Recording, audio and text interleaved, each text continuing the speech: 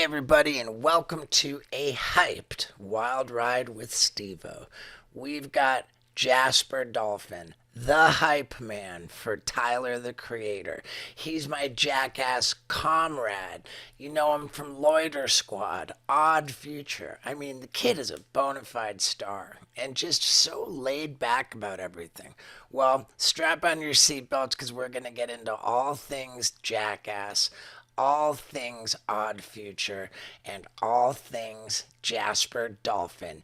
Get hyped and let's get into it. I'm just gonna fucking say it. I don't care. Say it. Yeah. I just got that. That's What? good. Convicted melon. Yeah. I just got it. Who's it disparaging? How it took you so long. Vinny still sends emails without the subject line. Dude, not anymore. I don't, dude. It's just in your junk mail. And I'm like, bro, you know you gotta fucking. Oh, they all say no subject. And I'm like, dude, Vinny. Look at those. I stepped All my right. game up, dude. I put this little toast up. Yeah. Is it gonna wander from you? You know what? Why don't you switch sides? Let me not make you deal with that bullshit. When I'm on your left now. Magician worker, set this so I can not spill this one. Okay. Oh, you might Steve, you want your coffee? Is there anything even in there? Not really. I just didn't want to end up spilling this Don't one, want so I shit put that in your one fucking there. way. Okay. Ladies and gentlemen, Jasper Dolphin. That is I. I am him. I'm Himothy. Yeah, dude. Is that really the name on your license? Dolphin? No, I actually made that name up. Jasper's not even my real name. Wow. Yeah, I'm a fibber. Breaking news. What's your real name? What do you say? You're a fibber? Yeah. What happened to my real name? Yeah. I think I just ditched it for a while. My family still uses it. Oh, no, actually, I was saying, what is your real name? It was already on the internet, Devon Lamar Wilson, the whole thing, full government. Okay. And I take it your dad's real name is not Dark Shark? No, his real name is Compton. Damn. Compton? Kind of like Compton, but Compton. Okay. What's on your Wikipedia? On my Wikipedia? Yeah. It says Jasper Dolphin, then real name. Okay. Yeah. Interesting. Good. I'm excited about this, man, and it took so long to do it. So, Yeah, I was gone, then you were gone. Now Yeah. we're both here.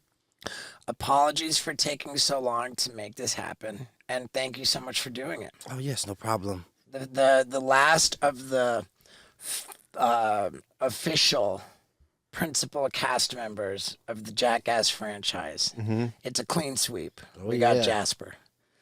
And Save that for last. I was thinking before we started recording, like, am I going to say this? And people are going to take it the wrong way, but I'm going to say it. Of the new cast members, I think that you, because you were already established with Tyler the Creator and Odd Future and Loiter Squad, like, you already had a career in your own right. And a little bit more so Rachel Wolfson, you know, because she's got her stand-up. Yeah. I think you and Rachel are well positioned to have taken the opportunity to be in Jackass Forever and manage it effectively. And Thank you. yeah, for sure. Gracias.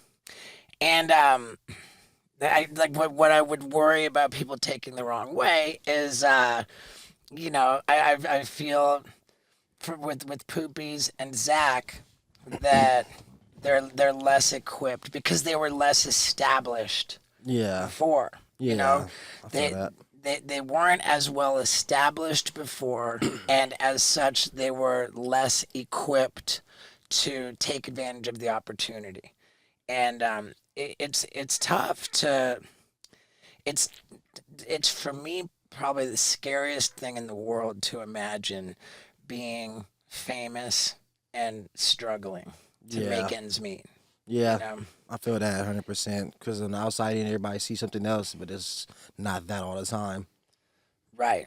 So yeah, I don't mean that in any disparaging way. I'm just I feel for the guys that I see as less equipped. But you, what's been going on since the movie came out? Well, after the movie came out, I was a world tour. I DJ for Tyler or whatever. I'm his DJ. So we did America, Australia. We did like the UK and Europe and all that stuff, and that was a blast. Tour is always fun. And then came back home. I've been working on my clothing brand, Last Call. It's one of my main focus right now, trying to get that going. And then I don't usually like to talk about stuff that's not there, but I would like for this something to happen with me and Dark Shark, showing the world what we can do together on our own time. We're going to see where that goes. I don't want to speak things that's not fully there. It's just more of a idea that's being pushed to being something, but yeah. Is that an idea that you're developing and pursuing with Tremaine? Because I Yes. gotta believe that Tremaine would be all over that. Yeah, for sure. Tremaine, Ryan, and Shauna, for sure. Yeah. Do you call your dad or Dark Shark? I call him Dark Shark to piss him off. Okay. Clearly, my Dark Shark, like, don't call me that. That's my stage name. I'm like, no, you say your name more than anybody I know. Every video he makes, it ends with Dark Shark. And I'm like, you love the name. So now I got to call it to you every time. I answer the phone. I'm like, what's up, Dark Shark? Was your dad a character in Loiter Squad? Yeah, we had brought him in on Loader Squad to do a couple of things. He did some great things on there, actually. And then that's how his name happened. It was like the first time we brought him on set, he just met Shauna and Jeff. And he was like, you know him, he's goofy. He was like, you my son, your name is Jasper Dolphin. I'm gonna be Dark Shark. And then bam, stuck, ran with it. He gave That's so himself good. that name. I guess it would be a little bit weird if anybody else gave him that. Yeah, somebody random car in dark as hell. For sure. Yeah. Yeah. So when you're on tour with Tyler, it's just straight arena rock, huh? Like, Yeah. This Yeah. my bad, I didn't mean to cut you off. Go ahead. I'm awful. Yeah, this tour was all arenas. You smack the mic. You know, as his career gets higher, the arenas get bigger, and it's pretty crazy. The shows are like, he's an amazing performer. He's really good. A lot of the rap people don't know how to perform that well nowadays. They just like kind of play the track and like dance on stage, but like he performs as like an actual performer for real. So that's always cool to see the homies do their thing. How many shows did you guys do on the world tour? That's a good question because I don't be paying attention. It was a nice amount. It was for sure like, I was gonna guess in between 40 and 60 Oh shit. because it was like we hit like all the like popular states in California, not in California, in America, and all the cooler places in Europe, and then we did both of the coasts of Australia, and then we never made it back to Japan. I thought we was going back to Japan this tour, but I guess that didn't happen. But maybe next time. Do you have a favorite place? Like in the States or out of states? Out of states. Out of states, it's hard to just pick one, but I can name like a couple places I love to go. I like London a lot. I like Copenhagen. Japan was really, really cool. Honestly, everywhere. I love Australia. Great times out there. I can't even say like it's nowhere I really been. I like hate it. I used to hate Finland only because of what happened when I was in Finland. I got pepper sprayed for the first time. I used to fucking hate Finland. Oh, I'm yeah? never going back. What did you do to get pepper sprayed? Oh man, long story short, it's we played a festival. I can't remember what it was called, but it was in Finland. And then after the show, we went back to our hotel, which was like had like a lake like in it or outside of it. So we like had some girls. We went skinny dipping in the lake. And on the way back in, the security guards at the hotel was tripping on us. It was like, you guys can't bring the girls back with y'all. And we like, why can't we bring like people back with 'Cause us they're not from our guests. show, blah, blah, blah. And then from there, Blockers. it's back in the Total Odd sea Future days. blockers. So it was like all of us on tour. So some of my friends, you know, they got anger problems. That starts a fight. They start Wow. shuffling. I try to step in the middle as a good guy, like, hey, everybody chill. Pepper spray straight to the eye. And I'm mean- just... There's anger problems, and then there's Eroticized rage. It was raging. then there's like a natural reaction to the crime of C blocking. Yeah. For sure. Yeah, they for sure was C blocking. After you've already seen them naked too. Yeah. I'm like, we cold. We just want to go inside and just chill in the rooms now. You know what I'm Yeah. saying?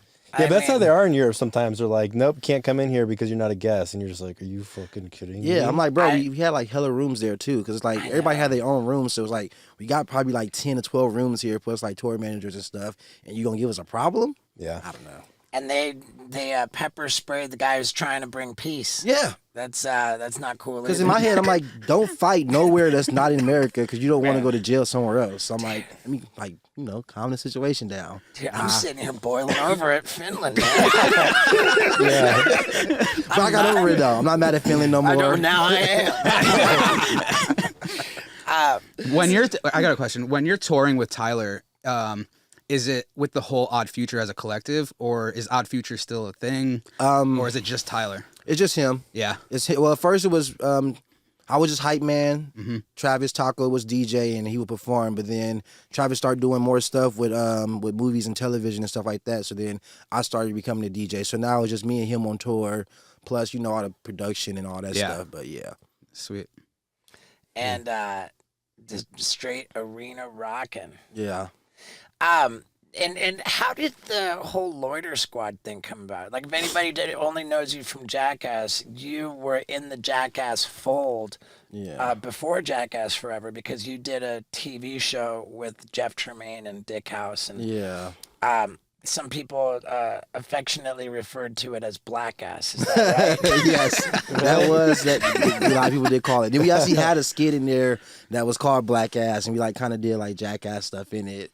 I mean, you guys did a lot of Jackass stuff, right? Like, I mean, not like it was. Yeah, from the pranks and stuff. Yeah.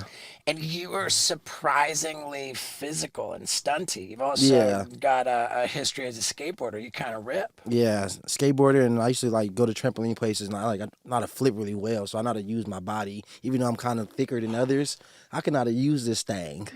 I remember on the what was it, on the opening of Jackass 4.5? They like wrapped you up in in a rope, and then it was attached to a truck. Yeah, 4-wheeler ATV. And it yanked the shit out of me. Dude, that looked awful to me. But luckily it didn't hurt though. It looked crazier than it felt though. Like as I watched it, I'm like, I could have been bad. Like my legs was like flying. I could have broke something. I don't know. But yeah, man. The older I get, the more nervous I am about like spinal cord stuff. Yeah. And that made me very uncomfortable.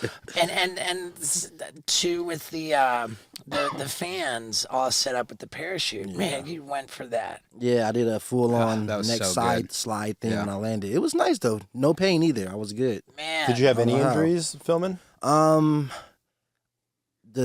day we did the beach, the intro, I don't know what I did, but I pulled something in my neck area and I couldn't look like to the right fully for like a week.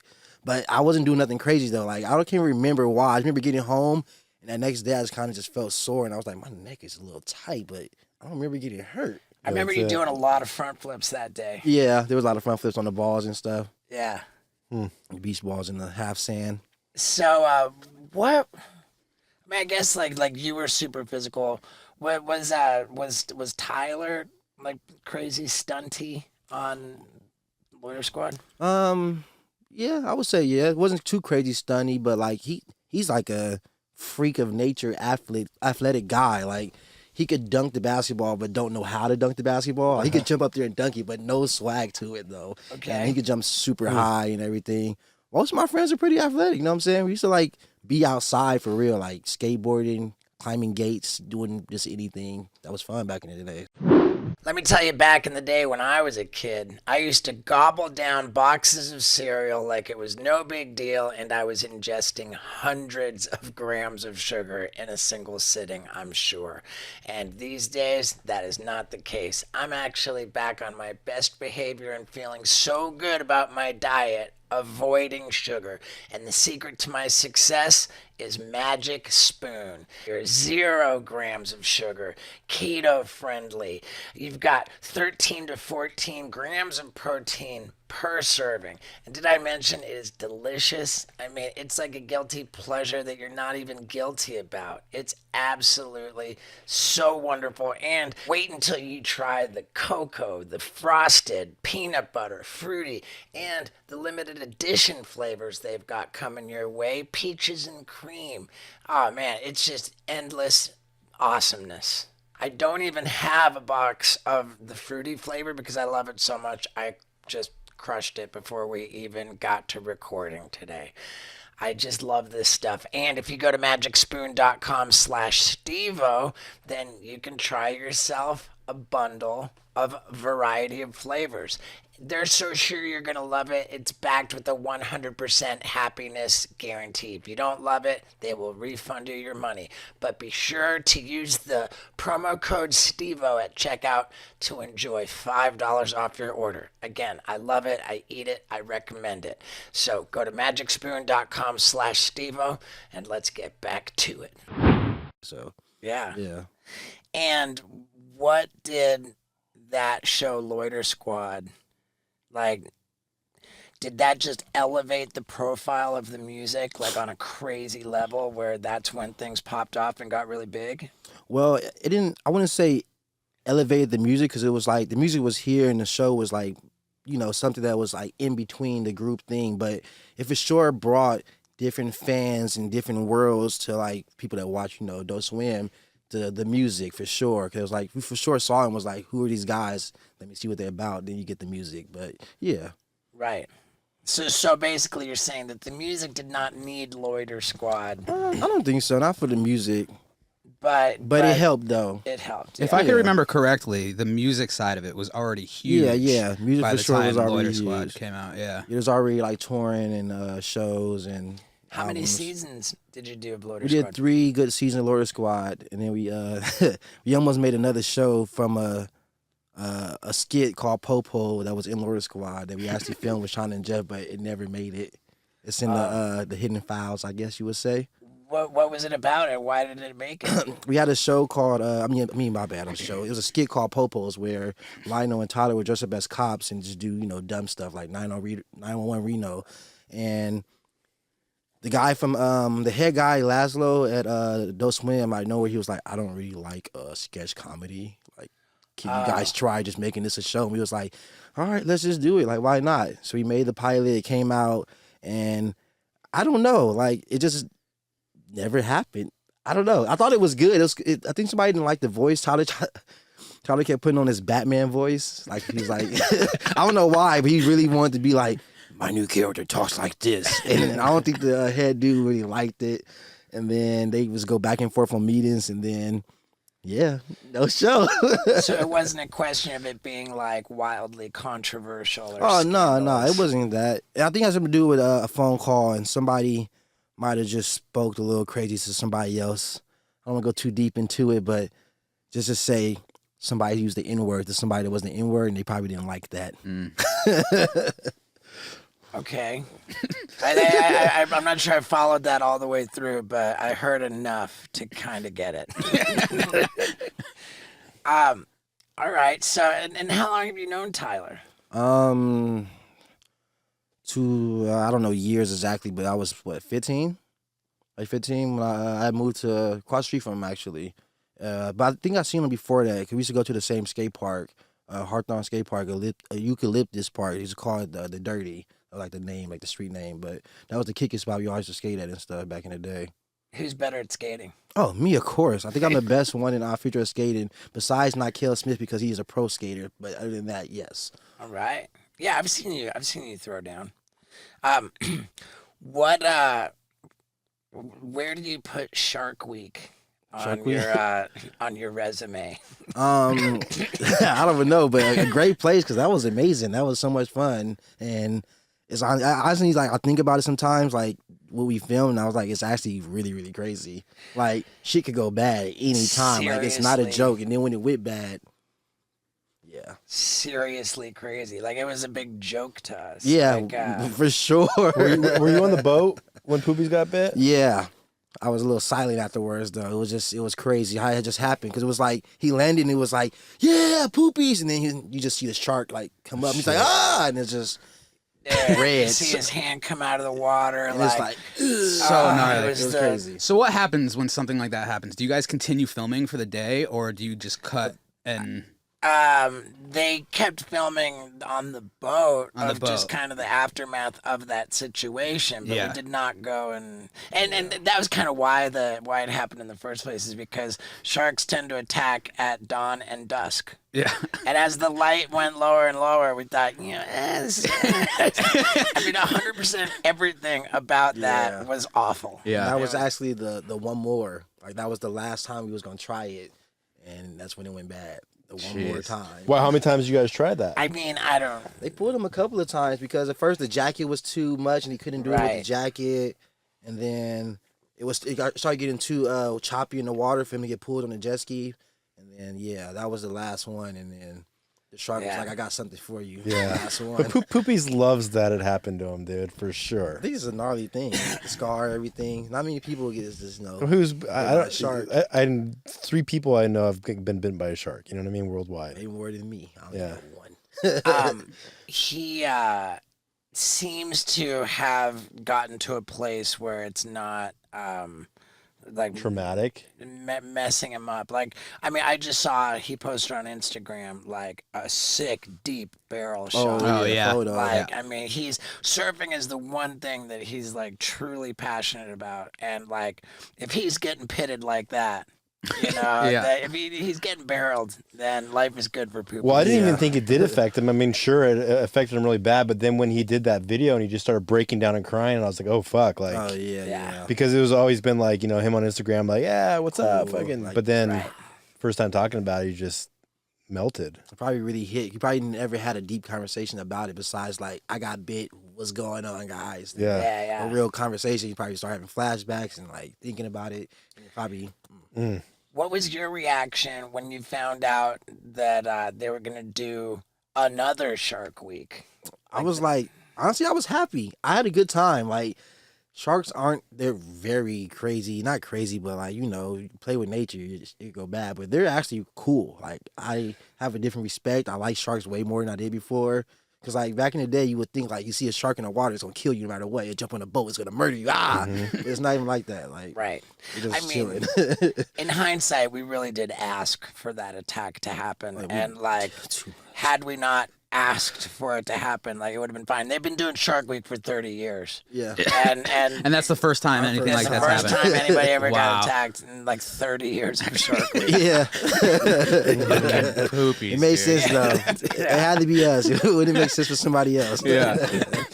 Right. I can tell you that my reaction when they reached out about a second Shark Week, I thought, man, guys, I've really kind of lost my sense of humor for being irresponsible around sharks. Oh, yeah. You already they- got hit once. And Tremaine said, oh, no, this time we're going to be totally responsible. And I was like, the only thing that sounds worse than, like, more danger with sharks is being safe around them. Like, Somebody wants to see us be around sharks in safety. Yeah, like, I was like, wow, that sounds terrible to me. Like, I don't want to be dangerous around sharks, and I don't want to be safe around them either. Like, I think I'm just, like, I'm out on sharks. Yeah. It was crazy. Because they even did the late night dive. Like, went back at nighttime and did the disco one. And in my head, I'm just like, from last time, remembering just like, nighttime, they attack, nighttime, they hunt, nighttime. I'm just like, I'm a fool. I'm about to be in the middle of it at nighttime. I think it's more dusk and dawn. That's down. Like, once it's dark, I think you're cool. It wasn't super dark. When I first went in, the sun was like setting. So it was around the same time that's as the not poopy good. thing. Oh, But- yeah, that's not. And then I had this crazy clothes on. What kind of sharks were they? They got poopies or Yeah. Caribbean reef sharks. Yeah, Yeah, Caribbean those are reef like sharks. top 4 most dangerous. Bro, they was vicious. I seen them attack a leaf. First off, I don't Dude, know a where the leaf. leaf came from. Yeah, right, exactly. Where did it come from? Where did it come from in the middle of the Yeah. ocean? A leaf. But as soon as the leaf hit the ground, they just like, I Yeah. was just like, oh man. That wasn't your first indication of like, oh, they might be Dude, hungry. the indications were all over the place, man. I mean, we were throwing meat, and as soon as the meat lands, just it was like a super fake over the top piranha movie. Like, except they weren't piranhas, they were sharks. Sharks. And how many were there? Like 50 to 100?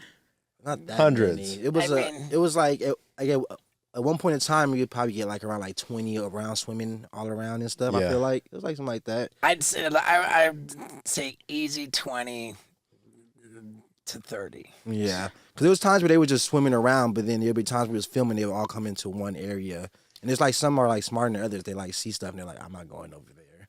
I don't want to be by those people. Yeah, dude. was it like when we go to Fiji and you could do a shark dive and they know that they're getting fed, or is this like you guys just started chumming the fucking middle of the ocean, random waters where they just? I don't know. I don't know. I just know that they were aggressive as hell. I've never seen aggression on that level. Speaking of aggression in the ocean, can I just tell you how upsetting it is, all of the plastic that is destroying the world, and how happy I am that Liquid Death is here to save the day with their infinitely recyclable aluminum cans. And how about this company? When we started with them, they had mountain water and sparkling water. Then they came out with the flavors: Bury It Alive, Mango Chainsaw, Severed Lime, and now, ladies and gentlemen, they have the most delicious tea out there. They've got Rest in Peach, Armless Palmer, and Grim Leafer. Plus, keep an eye out for the Convicted Melon.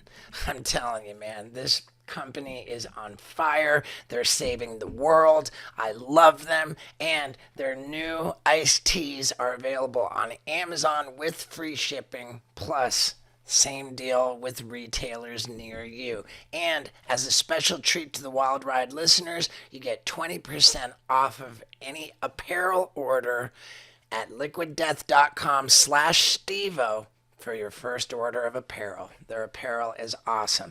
Everything they do is awesome. Liquid Death, I love you. Listeners of the Wild Ride, I love you. I'm so happy to put you together. Everybody go enjoy your Liquid Death. It's at liquiddeath.com/Stevo. Now let's get back to it. Yeah, they were. We was around bull sharks, and the bull shark wasn't moving like them. Yeah. They were moving like bad kids. Like you throw some candy, and all the kids just go after it. Bad kids. Piñata party. Yes. Yeah, dude. So now when you're doing the DJ stuff, how much of that is like creating like original music? No original music at all, because it's like the lights and the music and everything's all together. So I'm just kind of doing playback or whatever, and like hype man it too. So hitting the lyrics, playing the song, stopping them, starting at the right time, letting the songs flow into the other. It's like nothing too crazy, but you still got to pay attention to what you're doing out there. Right. No new music though. Do you create original music separately on your own? No, I tried to make a mixtape back in 2008 or 9, and I made 2 songs. Then I realized like I don't want to be a rapper. I don't like this that much. Okay. Did you put those out? Huh? Did you put those out? Nah, they would never come out. They never came out. Nah. No. I'm on a couple of songs, but that was my first time actually trying to make my own category of music. Like, Yeah, I'm on some you were on random a songs. couple songs on Goblin, right? Yeah, I'm Yeah. on like 2 songs of Goblin, and the actual Future mixtape. I'm on there, and then some other ones. You made your own genre of music? For me? Would you say? You said you made your own. Oh no, I tried to make my own like mixtape, my own Okay. like album, whatever. And I made 2 songs, like rap songs, and I just gave up. I was like, it's not for me. I'm gonna go back to skateboarding and just having a good time. Yeah. If only I would have done that. I watched your videos when you put them talking about it and stuff. Damn it. What about making beats? Is that like when I hear DJ, that feels like more kind of in the wheelhouse? Nope. Actually, I take that back. One of those songs that I made back in the day was on one of the beats I made. That's when I really realized I shouldn't be making beats. It was terrible. Oh wow. Man. All right. But yeah, no, I'm like legit like the playback guy. Like start the first song, he comes out, talk. I already like know what he's about to kind of say. Get ready to cue the next song, stopping it in time, all that stuff. But I don't know. The DJ world is kind of weird because you ever see a DJ and they just be turning knobs for no reason? Mm-hmm. Yeah, that shit's fake. My homie told me you ain't got to turn knobs all the time. Like, sometimes you might want to fix a little something so it sounds better, but like they be up there just lying to the crowd. Yeah. It's already pre-mixed. Yeah. So most of the time, yes. I knew it, dude. I didn't even seen a video where somebody had like it was on like Logic. It was like the whole track was already there. Like it already like flowed and like they didn't even like change the song because some like actually bring another song in and mix it together. Yeah, for sure. I seen one where it was already like together where they would just all they had to do with it was just act like they push buttons and act like they knew when the drop was. It's a cheat code out there. Yeah, I wonder if like Steve Aoki's doing that or like Deadmau5. Never know. I mean, there's DJ iPod. like musical acts. I'm hearing more and more. It is reported that there are high-level musical acts out there pretending to play their instruments. Like Milli Vanilli. Like, well, Milli Vanilli wasn't even them in the studio recording in the first place. So at least these was it? acts, They're lip syncing. I thought they was just only? ugly. I think that it wasn't even them in the studio. Like, they were never made music. That was the problem with Milli Vanilli. And these other acts that they'll record a track that they're happy with, and then let that be every concert. Oh, really? Really? Oh, that's poo. Yep. You have anybody you want to call out? Or? I mean, it has been alleged that Spit it out. like According to TMZ. according to certain people, there are elements of Maybe. Motley Crue's Oh, no. like Maybe he's too their fucked up to stadium play. tour, their world tour. I don't know if I believe it. Yeah. I saw some comments on a video about it saying that, like, given Vince Neil's vocals, like nobody would pre-record that. But I love Motley Crue. I love Motley Crue. I love Vince Neil. I love all these guys. I don't know what's going on. I think that these are merely allegations. Allegations. We'll never know. The world would never know. Mm-hmm. Yep. What other stuff do you have going on? Like, is there like acting, Acting. Right now, not fully acting. I'm sure. I really wanted. Well, I was working on a cartoon, but I really want to make an anime, like Japanese style cartoon. I think that's my next thing I really want to get into, and I got to figure out who I need to meet to make that happen. That does that type of world and animation, because like I watch a lot of anime. I'm like, why not just go and make my own? What would be your role in that? You would voice it? I would like to write it. I'm down to do voices. Probably not the main character, but like just random voices. And for sure, write it and be in a room on the animation and stuff. For sure. You ever watch anime porn? No, I have not. No? Oh, actually, take that back. It was that one website. It wasn't even porn. It was that stupid website like in like when he was in middle school, and it was like, what was it called? E-Bombs World? No, it was Dragon Ball Moon Ball something. It was like Dragon Ball Z and Sailor Moon. They had like a website really? combined. And I remember people used to post that shit back in the day at school. And I was like, what the hell is this? This is nuts. Yeah, because I always thought it was weird. Like people would watch like anime porn, and I'm like, "Do you watch anime porn?" And some guy was like, "Fuck yeah, I do." And I'm just like, I've never done that. I would never admit to doing that. Like I wouldn't even know how to fucking get off to that. But I just thought maybe since you liked anime so much, I just seen the pictures that they posted from back in the day. Yeah, like the first world of that. I've never even seen it before. I wouldn't even know where to begin. It was like Dragon Moon, some dumb website back in the day. Like this is like junior high school days, so probably long gone by now. Scott would never admit to it. And then there's Vinny. Yeah, Vinny, Dude, what do you think I am over here, Attack on dude? Titan. Have you ever seen anime No, porn? I mean, yeah, I've seen it. Of course I've seen it. You ever? No. Okay. Come on. Like, what do you think I am? Well, I don't know. A certain type. Everybody has their thing. Vinny over here pulls. Dude, did you see the girl Vinny just hooked up with? No. Vinny don't be hooking up with girls. He be chilling. All right, well, we'll leave that there. After. I'll show you after. Right, we'll leave that there. Yeah. Probably the hottest girl I've ever seen in my life. How about if we go with no edits on this podcast? You're done now. I mean, you're already talking about me selling heroin. Yeah. Yeah. Right. Yeah, that's the worst thing you've done, right? Yeah, for sure. Don't lie to Have we us. talked about you selling heroin? Yeah, when you were in Australia.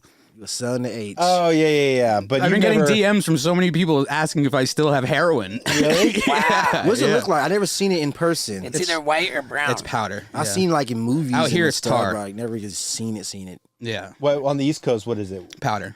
And then here it's black tar. Black tar, It yeah. looks like hash black tar. kinda. Yeah. Smells like ginger Ginger. from a sushi place. Damn, that's why people like it. It's a lot better on the East Coast. a lot better. It's a lot better on the East Coast. Yeah. What's the most weight you've ever pushed in one sale? Okay, we can leave it at that. Who are your clients? Yeah. You want all the information. I'm not wearing The the wire. last thing I need is some people. Vinny's like, hey, let me talk about that chick.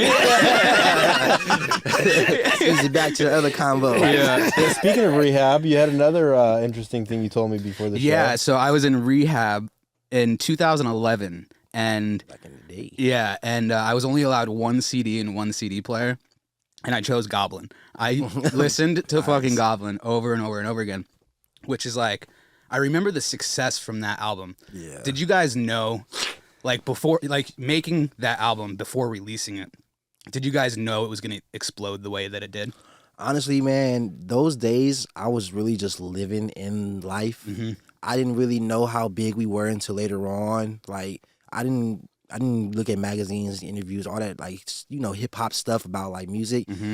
I was just literally just picking my skateboard up, hanging out with my friends, playing shows, and having a good time. I really didn't know. I think back in like 2018, I went back and watched videos about us, and I was like, God damn, people really fucked with us.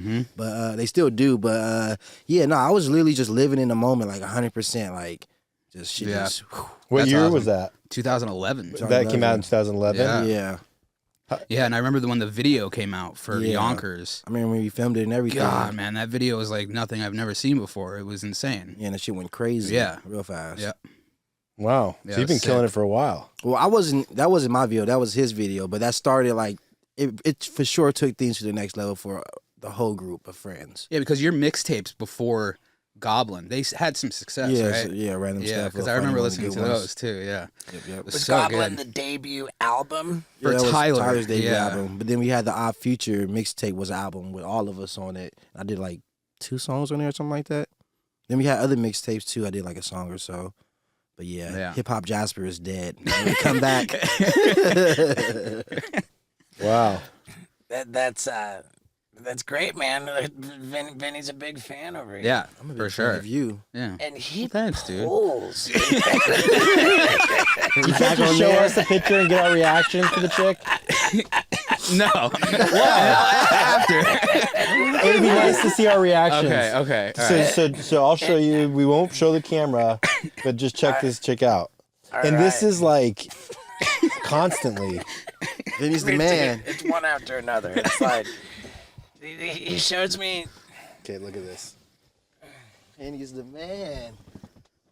That is you? Wow. I know her. No, I was kidding. Wow, Okay, Vinny. wow, dude. Where you be finding them at?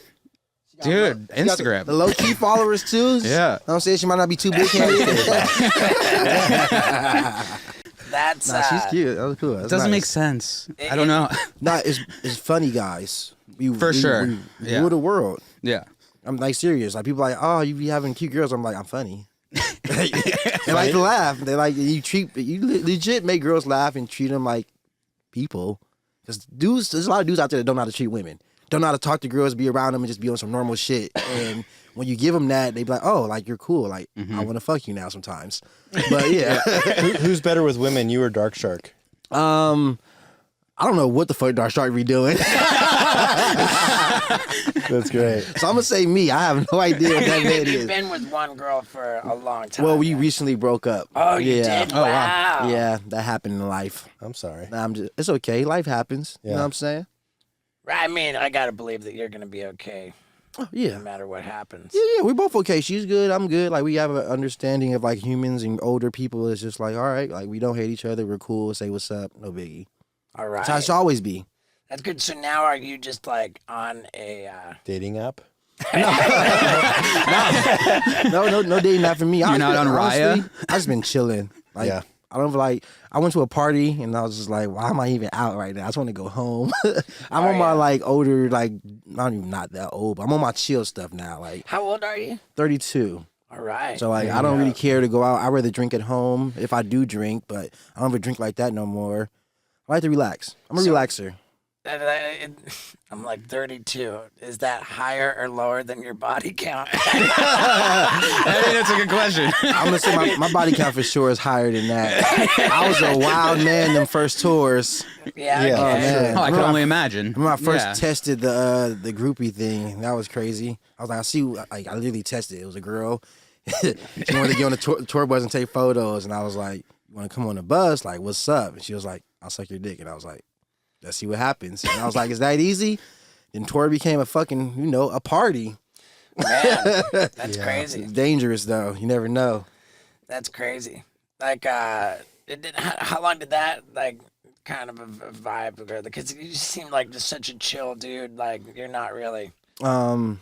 I was a wild man for a while. I would say like the first like 7 years of the fame, whatever you want to call it, of being noticed by the world. I would say I don't like to use the word famous because I don't feel like I'm really famous. I'm just a young black man living a nice life.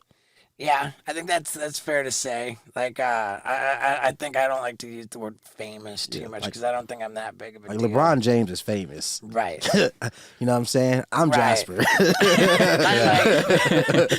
like we're successful enough to have a comfortable life, but we don't have like paparazzi chasing us around. And if we say something crazy, it's not going to be a They don't big care. headline. They don't want to cancel somebody they don't know. Unless it's about Bam. Yeah, that's You say true. something about Yeah. Bam, it just fucking makes. If Bam sneezes 3 everywhere. times, it's like makes a Vanity Fair headline. Like, They want to see stuff that they don't see. Anything that's gonna make people look. That's how all that goes. They just try to grab anything as a headline. Yeah, but man, it's crazy. So you're single and like not on a dating app. Nope. what's a day in the life look like for you? I wake up. It depends on what I gotta do. If I got something to do, I'll wake up early and then like smoke my joint, probably watch a little anime or whatever show I'm watching at the time. Maybe play the game for a second, then go out, do what I gotta do for a business or whatever. Hang out with my friends if I do see them, get some food. Back home before not too late, and then I'll just kind of relax for the rest of the night, watch shows I like or play some games, or I'll go out every once in a while, but What games are you playing? right now, what are you playing? I started playing Fortnite. I didn't used to play that game, but somehow it got me. But I play literally everything that comes out. Like recently, they had God of War. I play a lot of 2K, The Last of Us, the Spider-Man games. Literally a little bit of everything. You're on Twitch.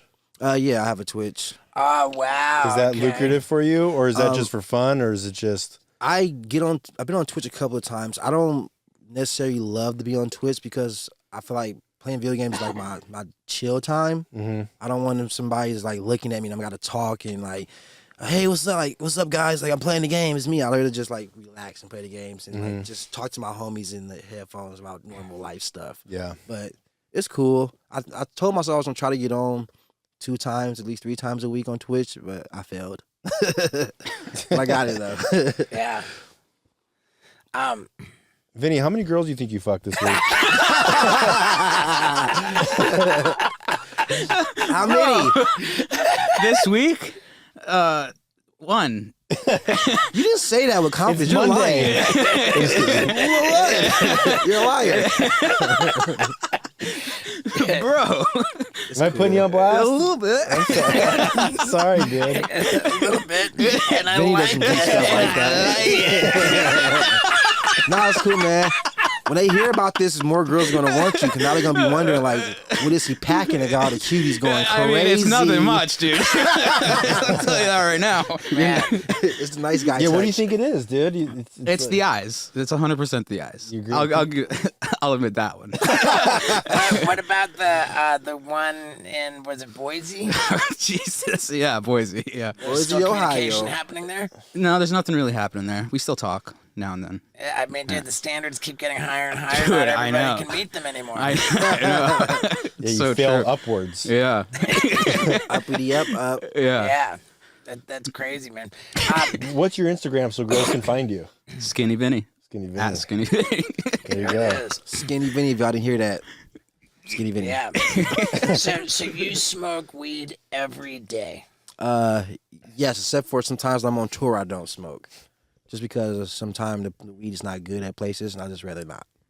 Okay. You don't just switch it up to hashish? I Bruh. I did smoke some hash last tour, but I don't know. I'm not really looking for weed when I'm on tour, when I'm in like out of the country. Like I go to New York, I'm on tour, I'm definitely getting some good weed. But I'm in Australia, I'm like, Dude, when's the last time you've been to New York? Because they're just selling it out of Ziploc bags on a fucking fold-out table on the corner of like 56 oh, like that. I and know 8th. you get them at like bodegas and stuff. I heard. Dude, no, I went there like 4 months ago with my mom, and they just put a table on the corner of Times Square, just bags of weed out there, and like, what you want? What you want? That's It's, I mean, it it's was legal fucking- there, recreational. I know it was like that. It was that. crazy. Whoa. I mean, it was kind of like before it was legal anywhere. New York was the one place where you just have a delivery service. Like they bring it to you in a little plastic box. Yeah. You ever Yeah, get in I trouble just for remember those. drugs out in New York? Um, You've had some fun times in New York. yeah. I don't remember getting in trouble for Scary. drugs in New York now. No, How are you me guys neither. touring around? On a bus or taking PJs? In America, it's on a bus, and then it was PJs and regular flights in Europe. I usually we'll stay like, for instance, like we'll stay in London for a little while and then fly to the other parts and do Yeah. shows and then come back and like that'll be our hub, like our stay spot. That's cool. Yeah, You guys sell a ton of merch at your shows? yeah, the merch do go crazy. What's on your? I've added my merch in there a little bit. That's good. Good. Yeah, And fully when- taking over next time. All And is Jasper. that Jasper Dolphin merch at the shows? No, it's Last the Call. brand is called Last Call. I started it a while ago. It's not like Jasper Dolphin, but it's just different cool designs. Like this one just has an alien. All right. I like aliens. Is a dolphin your spirit animal? I don't think so. Why'd you? How did it come up with dolphin? Did you say that in the beginning? The dolphin part came out of nowhere, literally. I couldn't figure out what to put my last name on Facebook because you had to put a last name, and I wanted to be like just Jasper, like Seal or Madonna. And then I don't know why we just put Dolphin, and then it stuck and ran with it. We made shirts out of it, clothes, and all kind of stuff. And now I'm just Jasper Dolphin now. But I try to drop the Dolphin and go back to being like Seal, just Jasper. All right. Like Steve-O. Yeah, exactly. Yeah. Madonna, Cher, Steve-O. It sounds like maybe because you're a young buck, that you can fly through the air and get yanked by ATV four wheelers and not get injured. But have you gotten hurt doing stunts? I never got hurt doing stunts at work, but like off for work, yeah, I dislocated my ankle and fractured my leg at the trampoline place once. That was terrible. Oof. Yeah, like my left ankle foot was pointing straight left, and it was looking real ugly. So I grabbed it and I twisted back in its place, and then like popped. But then, You did that yourself? yeah, I couldn't look at it. Like I fell, and I think I broke my leg, and everybody's like, "What are you talking about?" And I like flipped over, and it was just bad. Everybody's like, "Oh!" And I'm Yeah. like, "Bro," and I just like literally just, and it just went back in place, but then it was just dislocated. Like it was not together. It was like hanging. For sure. Yeah. It's like biting your own finger off. Like it's impossible. It didn't hurt until after I did that. Like I saw it, I'm like, "Oh, this is bad." Then I popped it, then the pain came. Oh. Wendy taking a nap. Did they pitch any ideas to you in the movie that you were just like, no, I don't want to do that? Only thing I didn't want to do was the bull thing, but luckily we didn't have to do it. Right. They were coming at all of us. Yeah. It was everyone. You're gonna dress up like sunflowers, and just be in the middle of the bull ring, and like you're gonna be a sunflower in the bull ring. I don't get it. Like, no. I didn't necessarily say No, but we're gonna be but I definitely responsible wasn't trying to. sunflowers. And they're like, oh, you don't want to be in it, then cool, then just don't be in it. And like nobody wanted to be in it, and that was the second shoot on the day when the first shoot was Knoxville with the magician thing. Yeah. And he got all. No, that was the same day.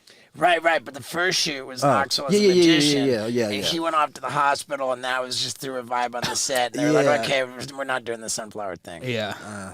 Bulls, that's one thing. I rode a bull once for the show that me and my friend Arrow did, and I told myself I'd never do anything with bulls again. Because I survived it, and I'm like, it's cool. We take that W. We don't need no L's over here. Mm-hmm. Right, dude. We were filming Wild Boys in Mexico, and there was like some I don't know if it was like an annual holiday that involved bulls or if it was just like some event, but it was like in like a pretty like small and like rather undeveloped kind of a shanty town, and they had this bull thing going on, and we watched this kid. He probably a teenager. And he just got so savagely mauled by a bull in front of us, like limp. And then the bull just kept scooping him up and just we didn't receive confirmation one way or the other of what the outcome was, but in our view, we witnessed somebody get killed by a bull, and and it was pretty clear to me, having had that experience and witnessing that like I don't want to have anything to do with bulls. And Wild Boys was before Jackass number 2, when Knoxville got in the ring and got flipped by the yak, and then the Toro Totter and you guys had bulls in the intro too, right? We had bulls in the intro too. Yeah.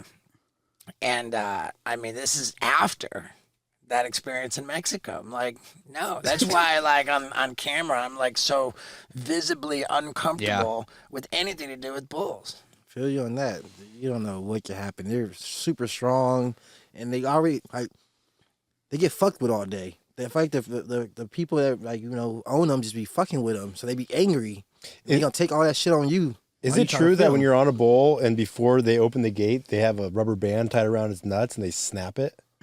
I heard something like that, but it wasn't there for me. I heard something about they tying their nuts up or some shit. Yeah, and then they snap it to make it go fucking nuts. Yeah, and don't they like throw darts at it and shit too, or is that just with like the running of the bulls down in Madrid? I haven't heard any of that stuff, but I hate it. Yeah, it's fucked up. Yeah, that's pretty gnarly. Huh? Trying to get them all worked up to work on me. What was it like getting called to do Jackass?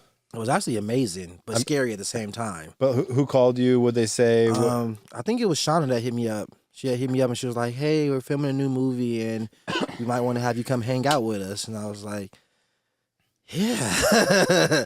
I'm like, sounds like an amazing opportunity, but they be doing some shit that's, a little bit above my pay rate. Craziness. And I was just like, all right, I'm down 100%, but let's just hope that I don't lose a neck or anything, make it home safe. But yeah, it was great. It was amazing. Everybody was cool, from the staff to meeting everybody. And I already knew some of the people before, so it felt like a mini home. Is it like when you're filling out the paperwork? If I was like, dude, I definitely don't want to do claustrophobic stuff. Is that for sure? I'm doing claustrophobic stuff. You can't be forced to do anything. Like well, that's not true. You can. They might set up a thing where you like fall through a trap door that you don't, and then you're trapped in some claustrophobic thing. So yeah, they might spring a prank on you that forces you into a situation that you're not comfortable with. And that sucks, and that probably would definitely happen to you. Did you have anything like that on your paperwork? Like, I don't want to do da-da-da-da-da. Nah, I learned early from Jeff that you don't tell them what you don't like. You only tell them what you do like. Anything you don't like, they're going to get you with. Right. Yeah. Were you part of Silence of the Lambs? No. See, Jeff asked me, was I cool with trying to take the, because he told me at first it was a snake, the head of the cookie. Was I down to do it? And I was like, fuck it, I'll try it. And I guess he took that as like, nah, let's not bring him around the snake then, because he's cool with trying it. But I'm kind of sad I wasn't in that one. Like, that shit was hilarious. So good. Not me. My dumb ass talking about, I'll take the cookie off the snake.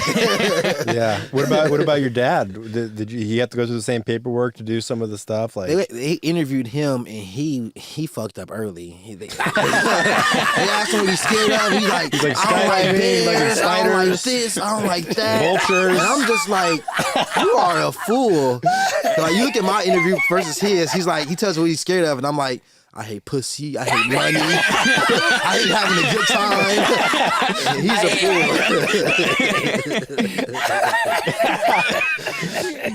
yeah. Can't stand really good weed. Yeah. I throw up when I see it. That's so funny, dude. Yeah, like I already knew.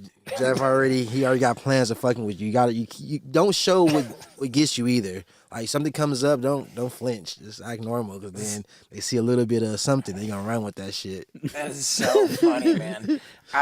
Yeah, like other than the bulls and the sunflower thing, which universally nobody wanted anything to do with, I don't think that there was anything Jasper wasn't 100% game for. Yeah, nah, I was just decided to say I wouldn't say no to anything. And I feel like Sean and Jeff kind of know me, and they're like, there's certain things that probably wouldn't even work with me. That was like, we didn't even ask them probably, because we already know that guy. But yeah, I was willing to try everything, like, at some point. You never got the pig semen dumped on you? No, they didn't get me with that one. Yeah. I saw somebody get hit with it. Is that Yeah, I Derek? don't think that's one that they wouldn't bother wasting the pig semen on me. Chilling. This doesn't faze me. Yeah, like I'm pretty good like that. Like, I established early on that that I'm just down for like the worst. I remember the very beginning of Jackass. One of the first emails I ever even sent. I was like, hey, I got an idea. Like, I want you to hang me upside down from a tree and torture me for like 24 hours. That's what you said? Something like that. And they were like, okay, so we're not going to be pranking Steve. Torture me 24 hours. Like, it was something like just absolutely absurd. I think of what it was, and there was a distinct motivation for it, where I had just been like partying for like so many days straight, and like then like took a bunch of like pills or something to like go to sleep, and then when I finally did fall asleep, nobody could wake me up. I'm like, man, dudes, I just partied for this, so like nobody could wake me up. Like when I'm in that state, I want to be hung upside down from a tree and just do whatever.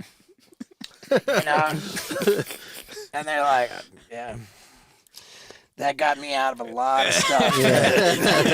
Yeah, for sure. For sure. Yeah, dude. So it sounds like an average day is like reasonably mellow at this point. You going back on tour anytime soon? None for the rest of this year. Whenever he decides to drop an album, that's when tour will go back up.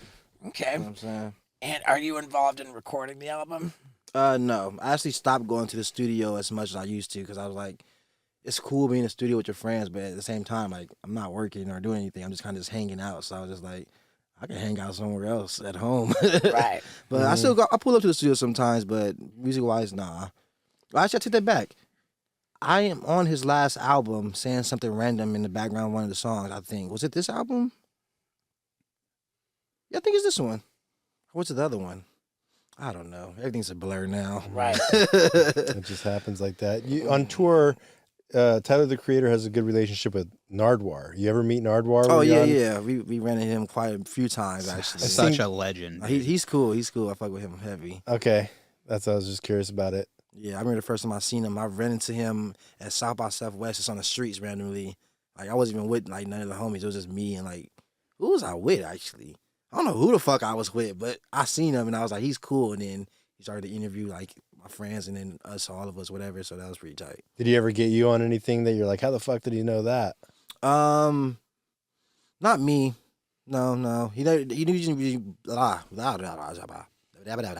usually will interview who was ever probably was making the album. Yeah, I was just trying to be there, just kind of just talking my shit. You know what I'm saying? that's cool. Yeah, we've been on quite a few times though. I hugged him from the back once. All right.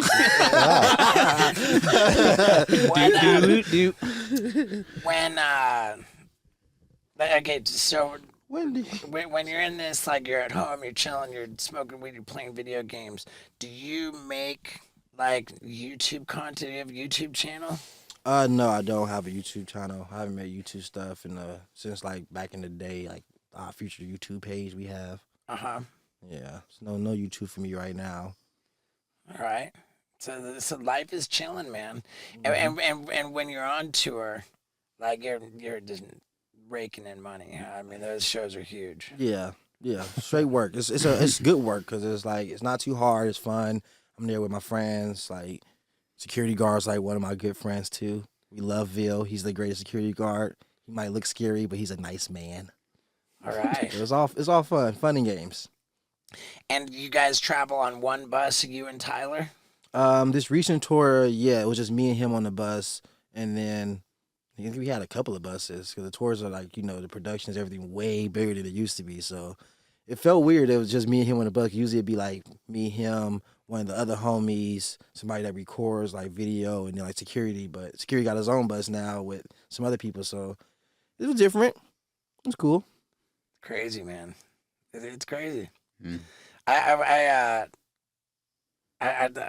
envy you having like this laid back approach where it's like when you're on tour you're killing it, and Yeah. I feel like I don't ever I'm never laid back about anything. Like I'm always like gotta keep up. Even when you sleep, you want people to fucking beat you and film you. And my chillest moments whoop my ass.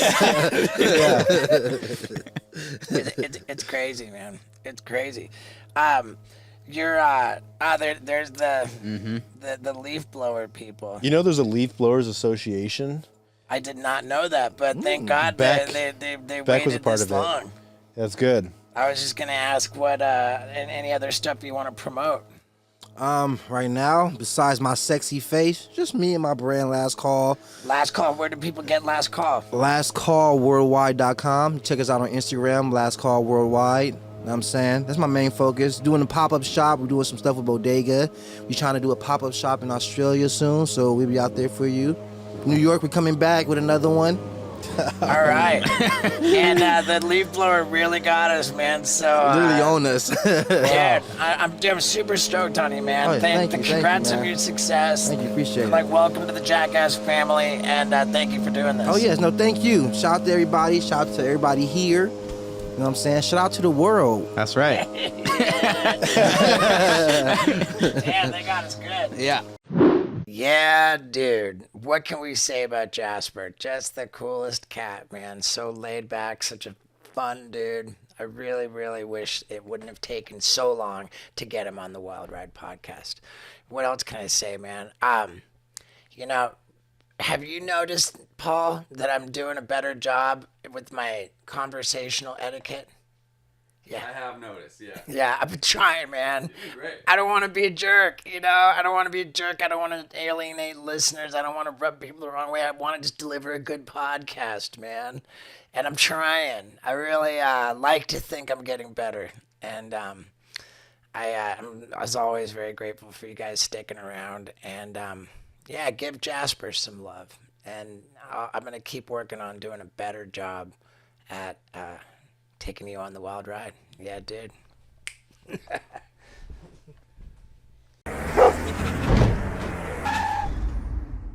Hey Hey everybody, and welcome to an insane wild ride with Steve-O. We've got Aaron Carter, and I gotta say, he's out of his mind. This is every bit as wild as all of the other interviews you've seen him do, and maybe even crazier. Plus, we get unbelievable scoops. Like, I think this one's gonna have a lot of news articles. But I tell you this from the road on my bucket list tour, sitting in front of what I believe is a $1.7 million tour bus. We are living in absolute luxury right now. But I gotta say, I'm going without some things that I do not like to go without. Namely, I don't have any liquid death in the fridge. And that is a problem because I love liquid death. What is it? It's sparkling and still water from the Alps that comes in infinitely recyclable 16-ounce tall boy cans, which are made to look like beers. This company has the best sense of humor out of any company ever. You gotta follow them on Instagram just to see the crazy things they post. And they donate 10% of their profits to ridding the world of plastic, man. They're out here to save the world, and they're out here to make you a healthier person, and they're just awesome, dude. I love Liquid Death, and it bothers me I don't have one in my hand right now. But you can have them in your hand if you go to liquiddeath.com/Steve-O. And you know what that's going to get you? Free shipping on any order of water or merch. And do you know how crazy it is that they're doing that? Water's heavy, man. And they're giving you the shipping for free just to get this cool water to your house. So go to liquiddeath.com/Steve-O. Get that free shipping on all orders of merch and water. And enjoy just supporting good people from a good company. Now, let's get into it. All right, man. Can I get a Liquid Death over here? Certainly. What is that? Water, right? Yeah, it's just water, man. Can I have one? Yeah. Yeah. Sparkling or non-sparkling? Sparkling, actually, please. Yeah, dude. I like sparkling water. Two sparkles. Hand those down. Are you a sparkly guy? Yeah. I like sparkles myself. All right, ladies and gentlemen, Aaron Carter. Yeah, dude. What's up, man? You are a wild man on a wild ride. That seems pretty accurate. Dude, so the last time I saw you would have been when you were on Dancing with the Stars, is that right? Yeah, and then we did like a little cameo thing with the Giant with the WWF or something like that. Oh, Like, okay. we were both there, and I think that's when you actually got like truly injured. Oh, Umaga? wow. You were there that night? Yeah, I got slammed by the Giant. Oh, shit. Wow, dude, I got didn't know picked you were up on and that slammed show. by the- Andre yeah. the Giant? No. Yeah, and Andre. we saw each other like briefly backstage, but it was like Wait, 2 seconds. were you talking about Umaga when he I fucked mean, you yeah, up? I got fucked up. When Umaga and then the Giant did it to me. Oh, really? Yeah.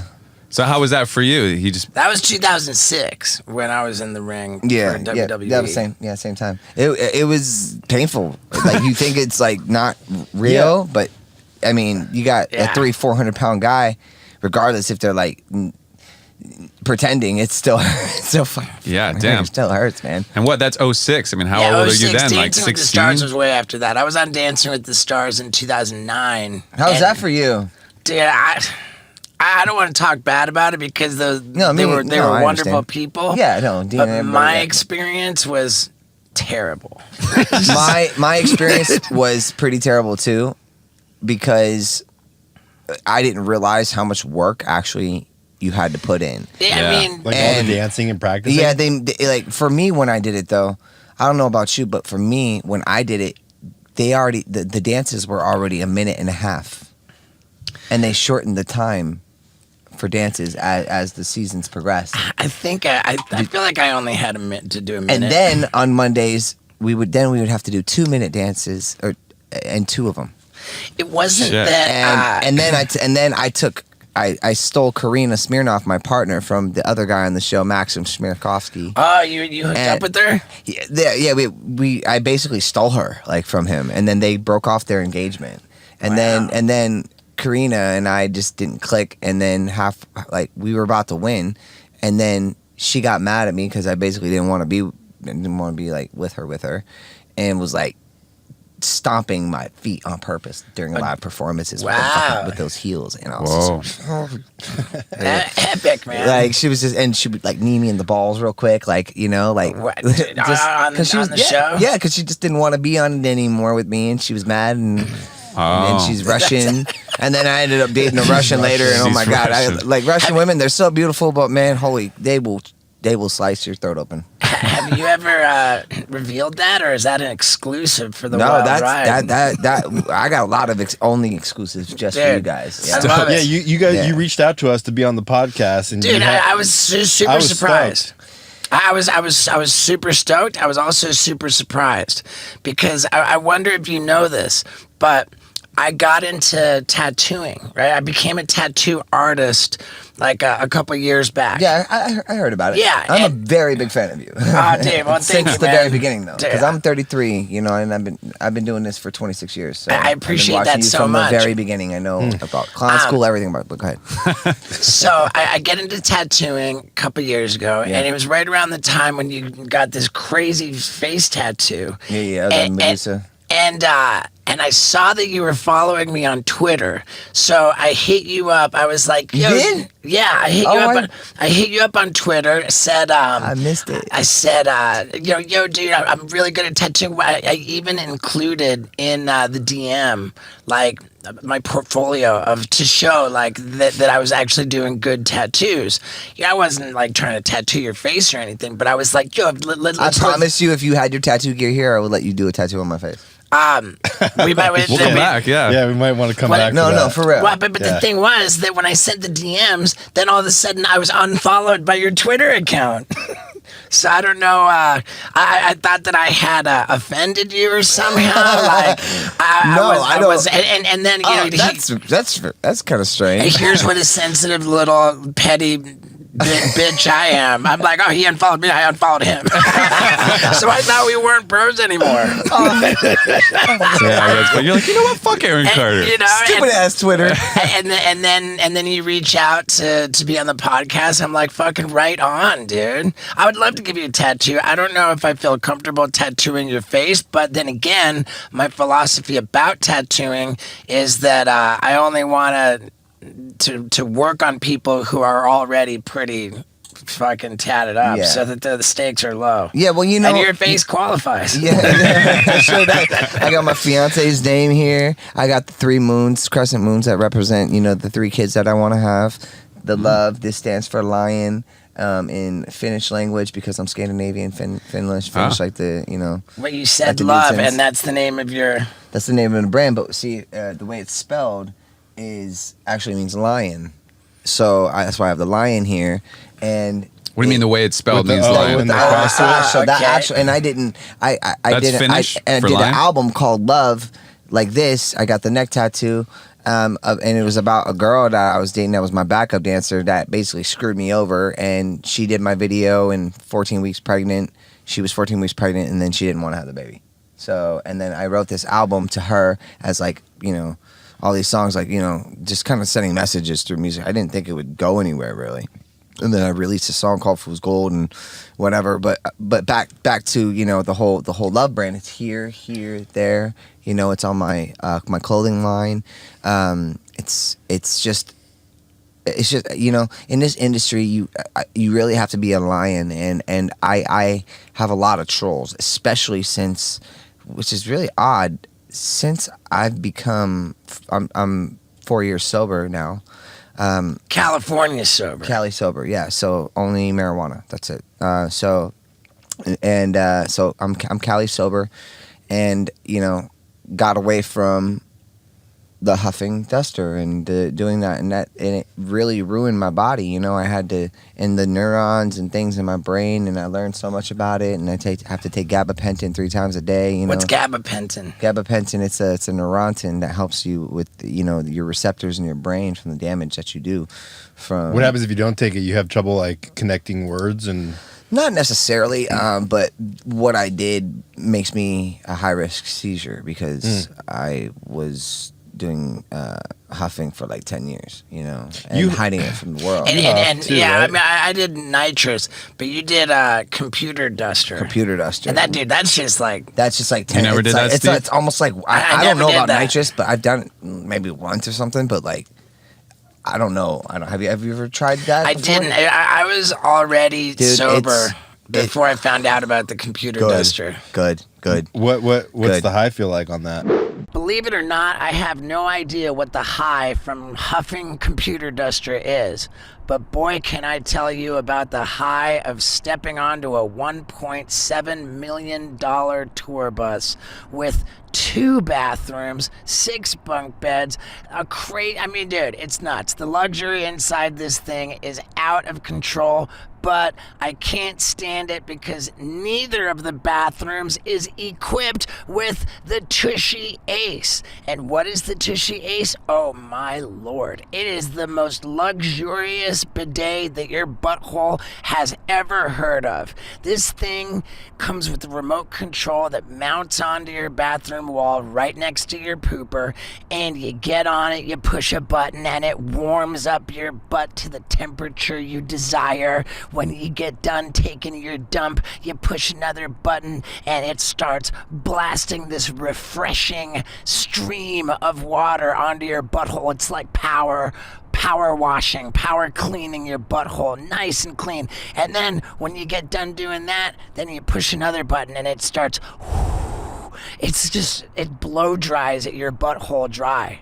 And then if you want to just take a piece of toilet paper to just wipe and see how clean your butthole really is, go ahead and do it. But it's not even necessary, which is the best thing about this product because it's like environmentally friendly, man. I only just learned about how toilet paper is really a leading cause of the world's demise. And that's why Hello Tushy is the brand to support, and your butthole's gonna love it. You cannot get more luxurious than the Tushy Ace. I'm telling you, and you can get 10% off of it if you go to hellotushy.com/Stevo. Hurry up while the holidays are popping, because if you want to get someone the most luxurious gift ever, it is the Tushy Ace. And again, you can get 10% off if you go to hellotushy.com/Stevo. I have always said Tushy's my favorite sponsor of this podcast, and I always mean it. So one more time, go to hellotushy.com/Stevo and treat your butthole and the buttholes of the people you love to the Tushy Ace. Now let's talk about huffing computer duster. It's like 15, 20 seconds and you go right back to normal. But you're like, But it's the craziest euphoric like high in the world, and it's like you don't really like. is it like you wah do wah it- wah wah wah wah? Yeah, and it's really bad, and it ruined my insides and all this stuff, and then so. I dealt with a lot of death. My sister, she had just died, my full blood sister, from a drug overdose, and then my dad died a few years later, and went through some trauma. I released the album, and the year I released the album was the year that I went to Aloe House Rehab Center, and I had already been to Betty Ford twice. And This is 2018 when you released that album? 2018, Yeah, okay. 2018, yeah. So that's when I released it. And then I'm in rehab, and then I'm signed to Sony, and I kind of just ruined everything for myself because of the disease of addiction, and it was really sad, dealing with that. Not a lot of people who have. If you haven't been to rehab, it's really hard to understand or see through somebody who is actually an addict or currently using addict. I don't know. I think it's kind of evident to a lot of people if somebody's loaded. I'm so jealous of this. You guys haven't been able to think about anything since. My girl Wendy from Peru is cheating on me right now with Scott Randolph. That's how I feel about Zelda. Dude, she loves Scott. God. So when we were in your house, and dude, thanks for all the gear from your clothing line Of course, and the of house course, tour, and Yeah. showing me your assault rifle and jumping off your fucking your roof. Yeah. I mean, that was quite the whirlwind tour you just gave us.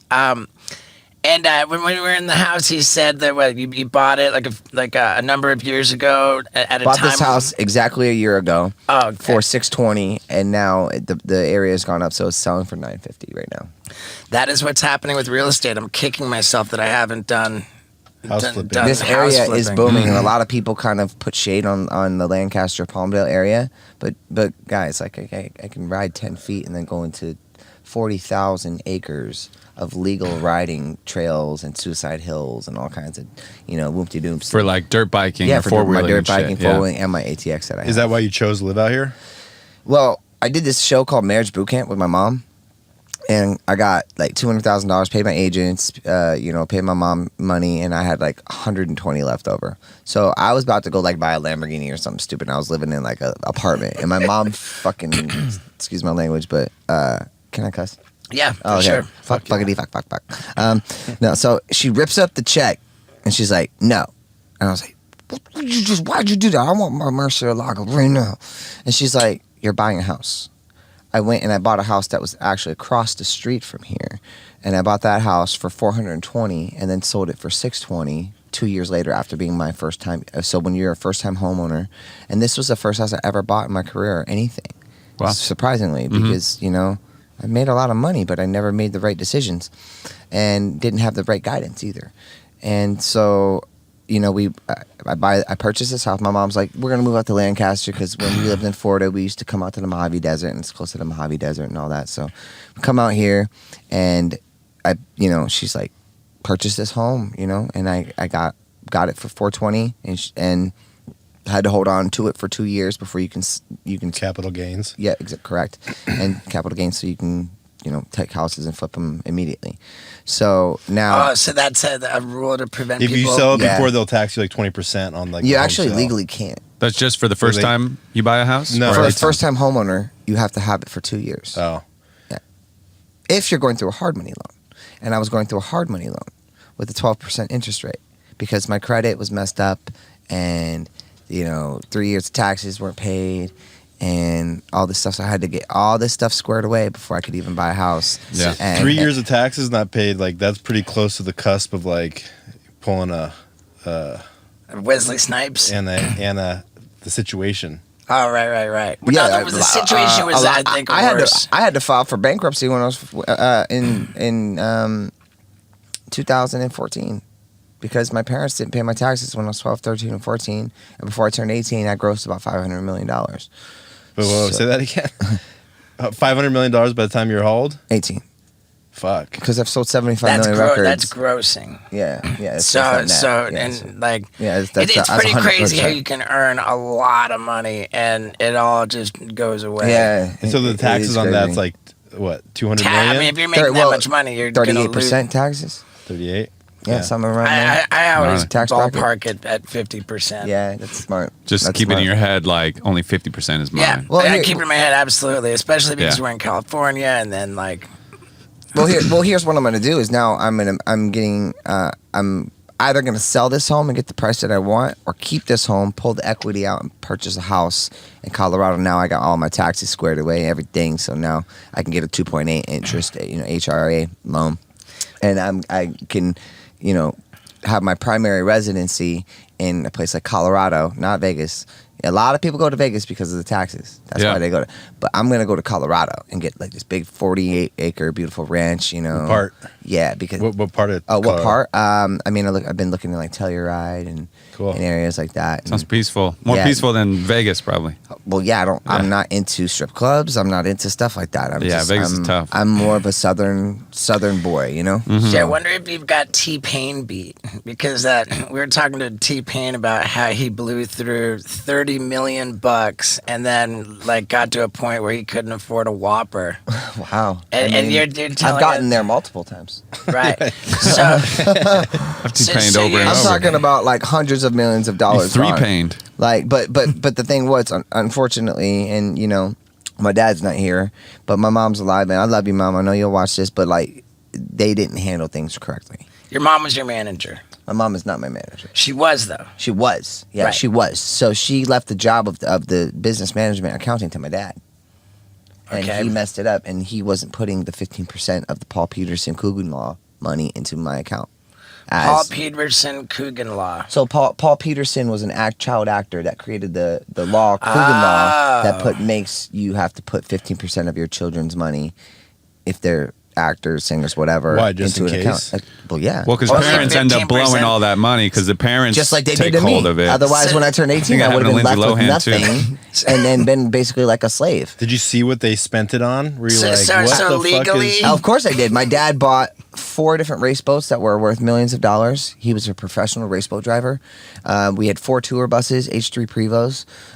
what We had we got. 15 golf carts. We had over 45 cars, 50 dogs, 3 yachts over 50 70 dogs. feet, a football field. Did you talk to them about 15 houses. My Cribs episodes, 15 houses.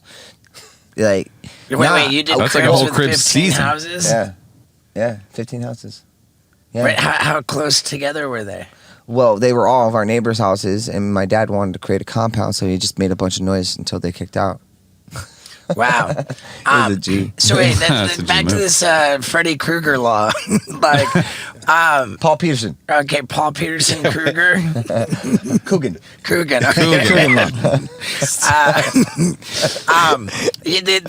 They made a law so that like to limit the amount of a child star's money the parents can blow to 85%. Right. You can only blow 85% of your kids' you can only steal 85% of your kids' earnings. It's crazy. And you know Yeah. what? I actually have been petitioning and working on something called the Carter Law, which actually makes you have to put 30% of the kids' money into an account, and then they get it in increments, 18 and then 25, and they have to graduate certain business-type schools in order to gain their money.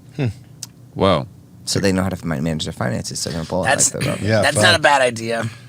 Especially the incremental, because like Yeah, you hand increments, an yeah. 18-year-old like You don't just here's give them $30 $5 million. million. Yeah, it's like, oh, I blew through $5 million in like a year. yeah.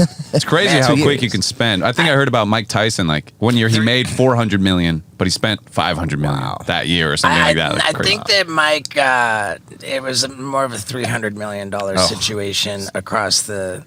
Gnarly.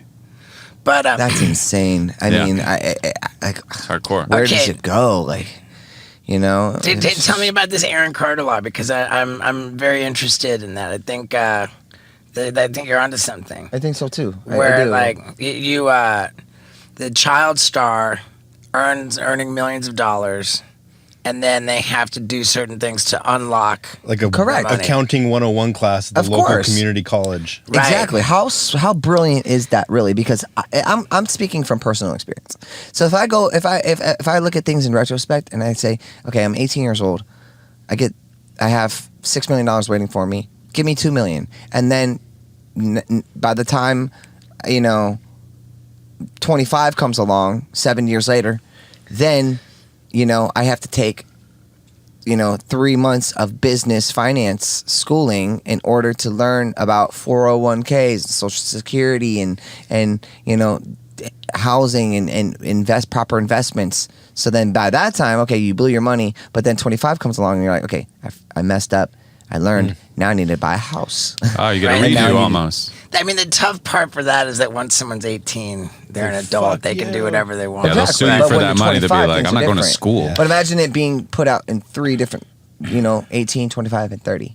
So in I mean, if you're Yeah, gonna 3 do that, readers. you might as well keep it staggered out. I would be super stoked to. but it would sign also up be for that. making them money if it was put in a proper Right. accounts, because it would be gaining interest while they're waiting for Right. it. When people join the NFL and I think certain other sports leagues, they like make them take classes. Do they really? Well, just because athletes, it's like an epidemic of option. people going broke. They don't have to. I think I think they might have to. Isn't There's- Shaq doing something like that too? We talked there- about that with him. Right, Shaq there's was this big on it. crazy documentary called Broke, which is just about athletes that made hundreds of millions of gotta watch dollars. that. That sounds good. The statistics are insane, where like 90% of NBA players are completely broke within 5 years of their NBA career ending. Wow. Sounded like whatever. I'm maybe getting it wrong, but Well, I mean, I think I am onto something when it comes to that, and it's something that's It's for them, and it's a part of my legacy too. You know what I mean? What was So- I seem to recall there was something where you were telling Justin Bieber like to be careful, like with that, you know, like you can lose it all, and you were kind of trying to be a mentor, and then he got like kind of nasty with you. Justin Bieber, he is a successful man, but you know what?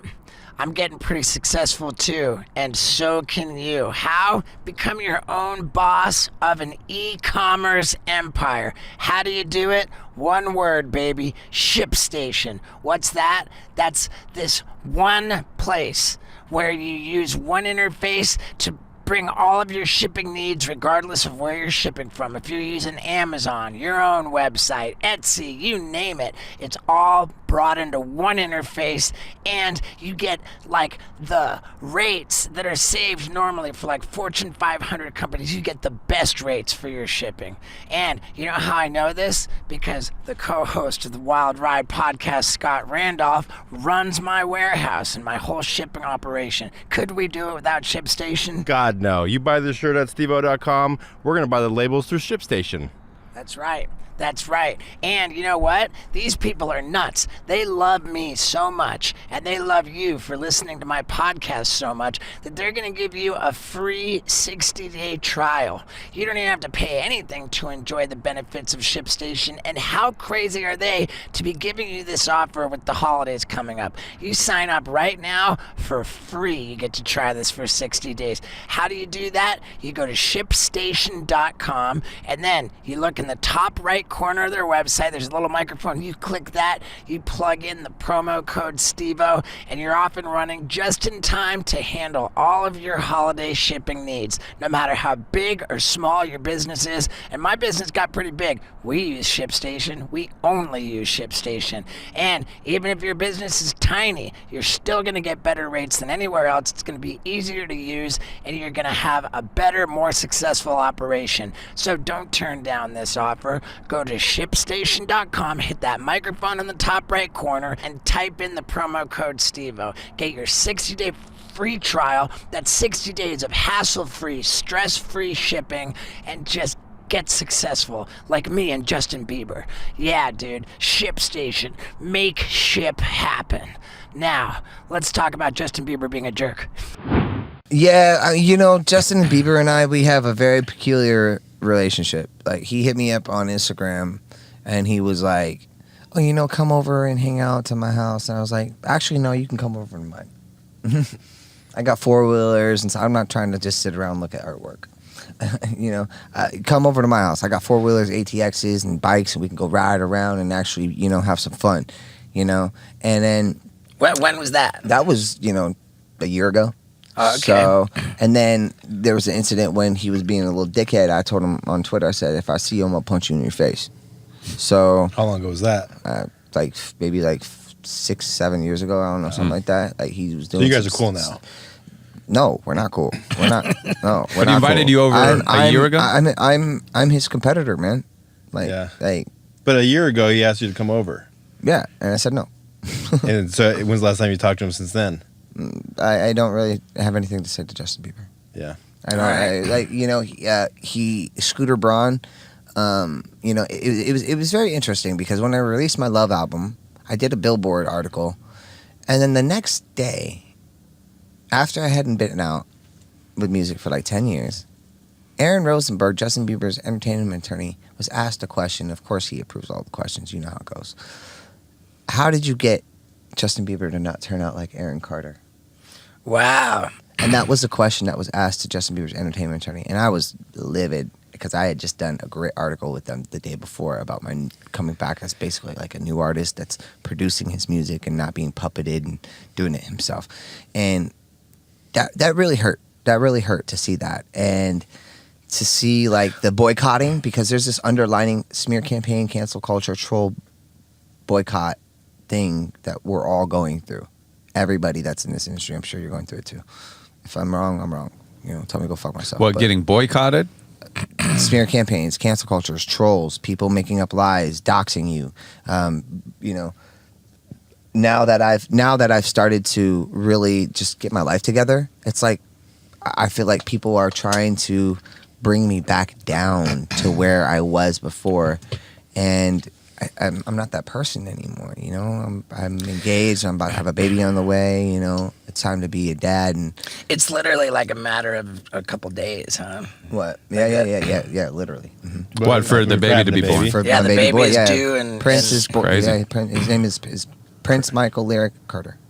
Prince Michael. Congrats. Dude, I'm wearing this Michael Jackson shirt. Well, because Michael Jackson, I beat his Guinness Book of World Records when I was 10 years old for being the youngest male solo artist to have 4 consecutive singles in the top 10 Billboard charts. Wow. Michael Jackson then reached out to my mom and said, "Hey, I want to give your son the title of Prince of Pop. You can use that." My mom wrote a book called Prince of Pop, and then I did a song with Michael Jackson. He picked a handful of people: Luther Vandross, Celine Dion, Beyonce, Justin Timberlake, and me. And we did a song called What More Can I Give? And then I opened up with him in Madison Square Garden on September 9th and September 10th of 2001. And we all left the morning of September 11th, and I saw the plane hit the building. Like you're in a plane No, flying? no, I was in a limousine. I was supposed to go on tour, and Michael invited us to go to an amusement park after the show. So I was in a limousine going to a private airport, and I was across the Hudson, and I was just standing there like thinking, oh, I remember this from like Home Alone, you know, and I was just thinking, you know, whatever. And then all of a sudden I see the plane hit, and about 4 seconds later I hear it. And it was crazy. And then so I saw Michael at the concert, and I go, hey, I'm going to get that jacket from you. He had that sparkly jacket on. The red one? Or No, the one that's made out of all Swarovski crystal that's worth like $35 million. Now, there's only That's 2. the right one to ask for. And I was like, I'm gonna get that fucking thing from you. He kind of giggled it off a little bit. Then I went to his birthday party, and you know, his 47th birthday party, and I literally just grabbed the cake and I smashed it in his face. I didn't care. I was like, But- I'm gonna but- treat you like a human being. You know what I mean? Did you get the jacket? Later that night, me, my brother, Rodney Jerkins, Michael, and Raffle, the executor of his estates, and we're all sitting down in his living room. And Raffles leans over to Michael and goes, "Hey, don't you have something for Aaron?" Comes out, gives me the jacket. Nick gets so pissed off, he gets up immediately and leaves. Wow. Damn. Michael- Wait, this is 'Cause now- on 9/11? You were on your No, way? wait, Oh, no, you're on your way to the this airport. was This is after that. after 9/11. Birthday Okay, yeah. Yeah, this was just a matter of like 3 or 4 different incidents Yeah. where we were Right. together doing I things. see. What was your take on like all the Michael Jackson documentary? Leaving that- Neverland? Yeah, was that the Bullshit, man. Wade Robson, bro. Come on, dude. one? I Like, mean, I'm sorry, but I was there. I spent plenty of nights with Michael. I didn't see anything remotely close to that. But you I saw nothing but respect and generosity. What you was want it like you want an to- exclusive? Sure. When I left Neverland, I came back because we used to live next door to Michael in San Ynez. We have a ranch out there, but not at this time. I leave, get in the limo after his birthday party, ride his dirt bike around. I smoked weed with Michael. wow. Did he smoke a lot of weed? Is there I footage don't know of if he Michael smoked a lot Jackson of weed, but he smoking smoked weed, weed? yeah. I've never heard of yeah. Michael smoking weed, actually. That's Michael Jackson smoked Surprising. weed, and I smoked weed with him. Nice, a good one. dude. So but here's the craziest part about all this. I get back to the Universal Sheraton, right? And my parents had 4 FBI agents and detectives there to talk to me. And they're like, "Did Michael do anything? Did he do anything?" And I'm like, the fuck are you guys talking? Why are you What even year was here? this? Yeah, how long ago was that? I mean, I don't even remember. He was still alive, right? Jojo, right? No, he remembers. he was probably still alive. So. yeah. He was. Let's he, just he, assume. he was, Let's just assume. he was struggling. YouTube. No, he was alive. But to be honest with you, no. But to be real, he was struggling, and we all know that. Sure. It's not Sure. new. It's not new news. Well, how old are you at that time? Like 13 or like 18? I was 16. 16. 15. And you slept over at his Yeah, I place? stayed Like at you were, his place multiple times. yeah. Yeah. Are there other kids there at the time? So it's just you just hanging all day, stay the night. Yeah, I mean, I think it got to a point where, because I literally, I'm pretty candid. I'll ask anybody anything. I don't give a shit, man. Sure. Like, whatever. I literally asked my sister, what's up with all this, like, little kid stuff going on with you? Like, why do they do that to you? He's like, I don't know, but all I try to do is reinstill myself into new generations so that I keep myself current.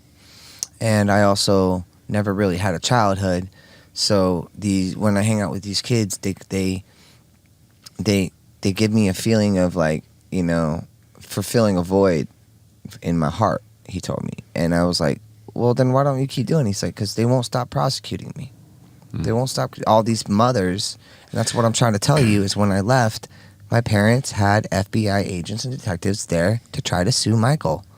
And I said, no, get the hell out of here to all of these fucking guys. And then they left. And then my parents were all pissed off because they wanted to do it on purpose. Do you understand what I'm saying?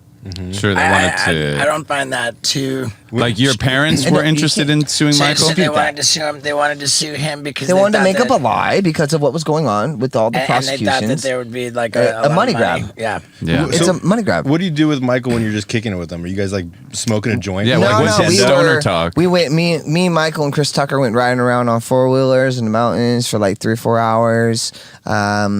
You know, Michael jumped into his alligator pit and started swinging around his alligator tail in the middle of the day. Like, he was just a goofy, fun guy, man. You know, and if you treated him like a person and you didn't have, you know, you're not like starstruck or whatever. And people are people, man. Like, I've met everybody, you know. Like, I've had Elton John come to multiple concerts of mine, and I didn't even know at that time, you know. Like, my dad was best friends with Bruce Willis, like, you know, like he would come over all the time. I went to Rumors. Bruce brought me in to do Rumors Sweet 16, you know. It's just, I've met so many people that along the way, you know, that it's just, you know, it is what it is. I mean, I dated Mel B from Spice Girls for, you know, a few months. Oh, I never knew that. And we used to tour together when I was 9 and she was 20.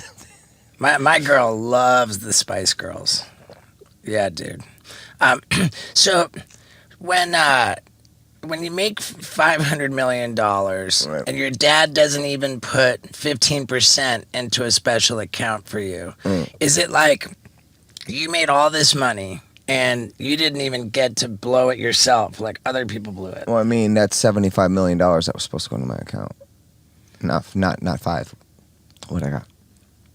So, So is there ever any like legal action against like your parents? No, because when all of a sudden 2014, 24, 25, 26 years old, I don't remember exactly, but I get hit with a bankruptcy or liens, and they garnish my wages, and I was like completely broke at the time, doing this off-Broadway show called The Fantastics for 2 years, trying to just rebuild my accountability as a performer. And then they garnished my wages. I only made $654 a week, $80 a night, and then they garnished that. And in New York City, I was only making $312 a week, and then my lawyer Jan Michael Morris was like, you know, you're gonna probably get like on a chapter 11 or a 13 or something like that. He says, by the graces of God, you'll get a chapter 7, but it's probably not gonna happen. Which means I had to either pay 11. Chapter 11 would be 25 cents on the dollar. Chapter 13 is 50 cents on the dollar that you got to pay. How much did you owe? I owed over $8 million, and stemming from 2001, 2, and 3. Damn. So at when I was a little kid. At $600 a week on Broadway, that's a lifetime to pay back. At that point, I just was like, I'm screwed. And I called my brother, Nick, and I asked him, I said, yo, can I have $1,500 to retain Jan to start this bankruptcy thing? And Nick was like, oh, you got to go to therapy 3 times a week, and you have to pay for it yourself. And I'm like, I can only make $300 a week. What do you want me to eat out of trash cans? I said, I already have to wait outside of a deli at 3 a.m. to wait for the guys to give me bacon. So, like, you know. Man. And he said no. My brother said no, though. He was like, nah, you got to do this. And he's like, nah. And I was like, and he told me to rot in jail and hung up on me. And man, so and then I went to the courts, paid the money, got him taken care of on my own. How'd you get the money? I ended up getting a bonus that month. For if I sold out the whole show for the month, I would get $30,000. So I got $30,000, and then I had to pay for my sister's funeral and for that month and for my bankruptcy. And we go in, And my attorney, Jan Michael Morris, was like, hey, you know, all you have to do is get a judgment against your mom and dad. They'll go to prison. You don't have to pay a dime. I said I would never do that to my parents. I said I don't care what they've done wrong. They've given me this career, this life, and I'm going to do good things, and I'm going to rebuild my career. So I went to the judge personally. He's an incredible litigator, and I walked up, told him my story, and the judge was like, hey, just sign these papers, and it's not on you. And I said, nope. I told him right to his face. I said, I'll pay the 50 cents on the dollar. And he goes, because you said that, I'm giving you a Chapter 7. Bam, you have a full discharge. Everything is getting paid off for you for free. You don't owe anything. And So you didn't have to credit pay. score goes back up to 700 because of what you just said to me. So just a clean wipe. You're down to just Because 0. I told the judge I would never put my parents in prison. Did you ever talk to your mom about it? Like, did she, like, what does she say about it? Like, about that era when all that money's coming in and you know, they're spending? she didn't really have the time to account for it and do it because she was with me and I was a little kid, you know. I was preteen, teen, adult, you know, and she was with me the whole time. So it was my dad's job to handle the finances, not my mom's. It was never her fault. Yeah. Were you like, Dad, 3 yachts? 15 No, I was golf like, carts? never. My dad was a military policeman, and on my 18th birthday, I told him, he's like, oh, you owe me $300,000 of commissions after I got my trust fund money, and I told him no, and he pinned me down on the ground and took his .44 Magnum and shot it right next to my right ear, and I'm deaf in my right ear because of that. Fuck. That's what happened to me on my 18th birthday. Are there Gnarly. any advantages to being deaf in your right ear? No. Actually, maybe can't one. hear you right now. Producing, like hi-hat frequency levels, like I can hear what they're supposed to sound like. So I'll plug this ear, and I can hear what they're like, kind of like supposed to be mixed, like so. What, like maybe it there's cuts an out the advantage. high end or sometimes something? my equilibrium gets a little off, and I run into things, you know, because it's gone, and then it makes it, and then I'm already have loss of hearing from fans and performing. You said your Love album, you mixed it yourself. I produced it. I wrote it. Andrew Wepper mixed it. Gene Grimaldi mastered it. I executive produced the project, and I funded it. Gotcha. Okay. I was going to say mixing with only one ear would be fucking hard. Yeah, I couldn't Yeah. mix it. Yeah, I saw we put on like a YouTube video while we were driving here, and just kind of randomly it showed you saying, you know, that like your dad fired the gun and your Was it called Aaron Carter being psychotic for 10 minutes or something? no. Because No, there's no wait, video. You watch those videos? Hell no. It You was can't, it, Nah, it- man, they say things on when you're on live to try to get you to clip you, and they make their $14.28 a month and whatever. Just Right. Exactly. Like, I mean, it was definitely like a hit job video. There's no question about that. Right. But, Oh, was it? Okay. Yeah. They Job video. they showed you saying I'm deaf in my right ear, and then it was like a photo sequence, like bum bum bum bum bum, and it was all photos of you talking on the phone, like holding it up to your right ear, like presumably like hearing the call, like just so you can kind of hear in your right ear. I mean, it's like 75% gone. So naturally, I'm a righty, so I do that. Right. But then usually I have to go to speakerphone. Right. So I usually talk on speakerphone all the time. Yeah. So Fair enough. you know.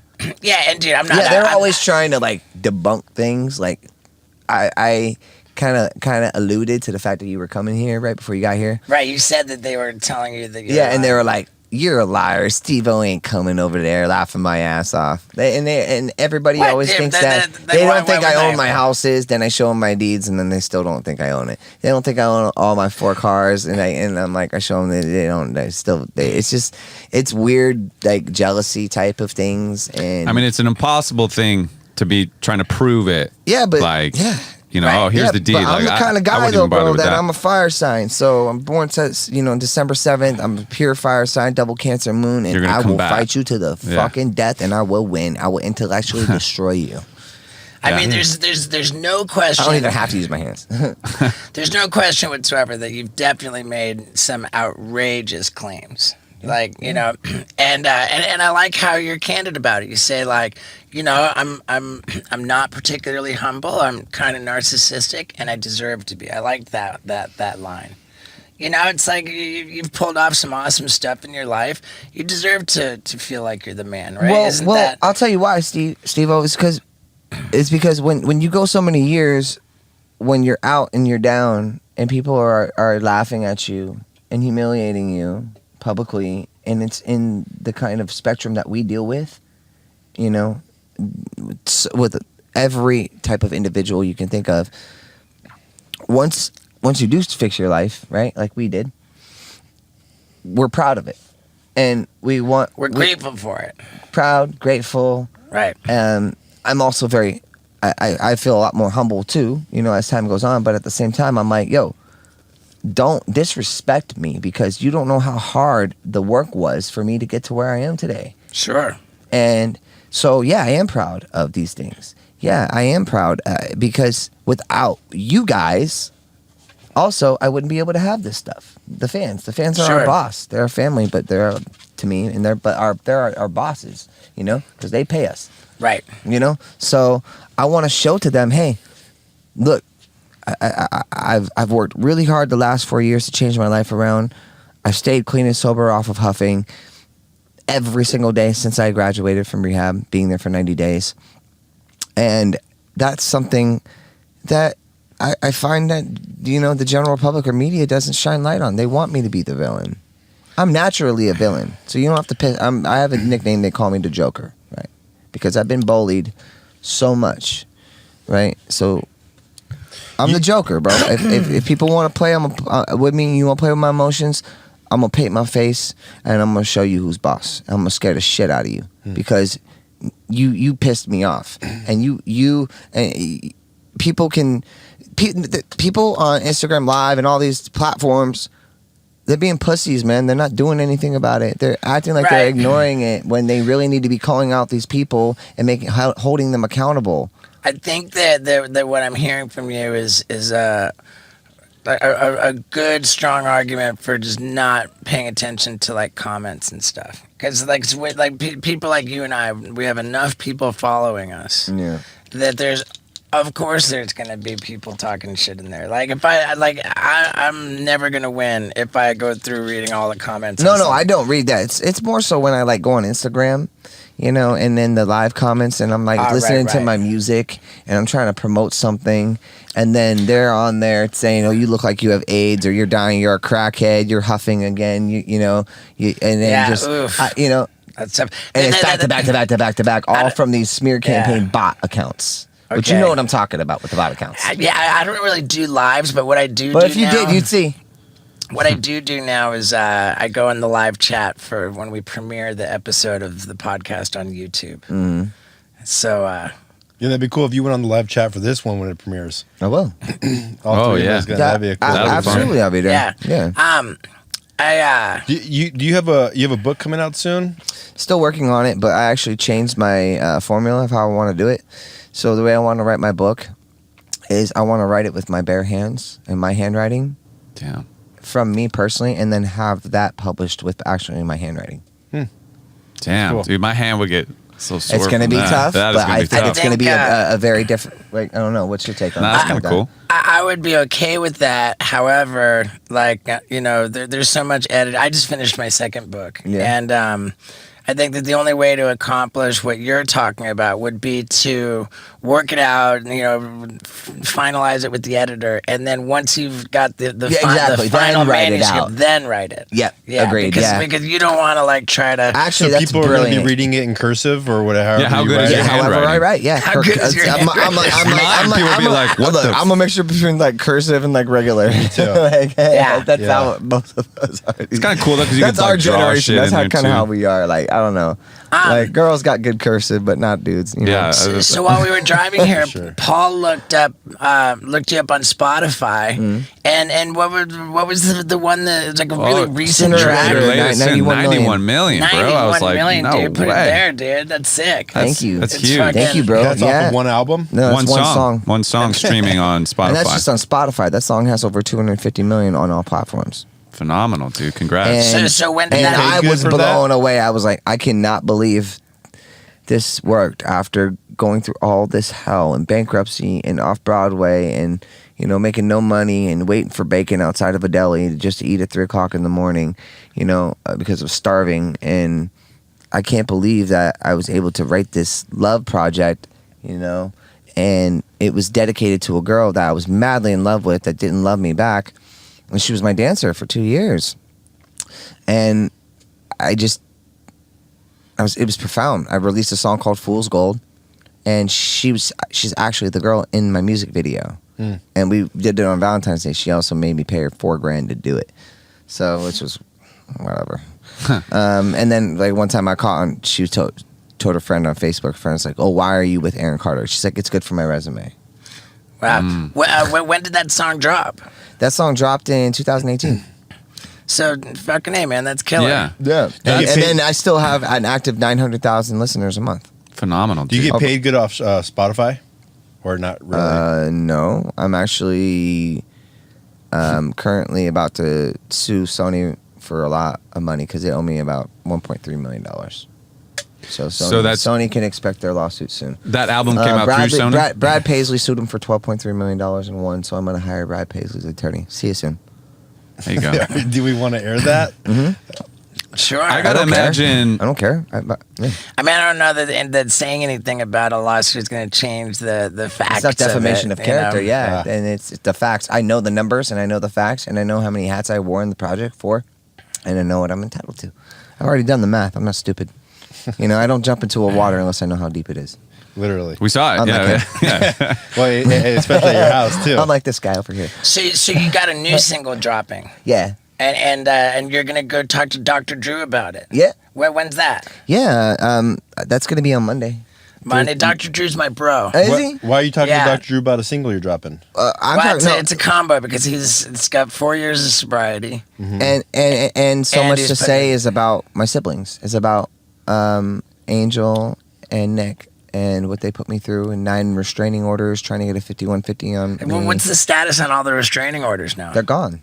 They're gone. That's Yeah, cool. the judges told him absolutely not. You're not getting. The first time they gave him a TRO. I got 9 restraining orders. They took 9 of my firearms away from me. 3 of my ARs, 2 of my shotguns, all my 9mm pistols, my my M1A 308.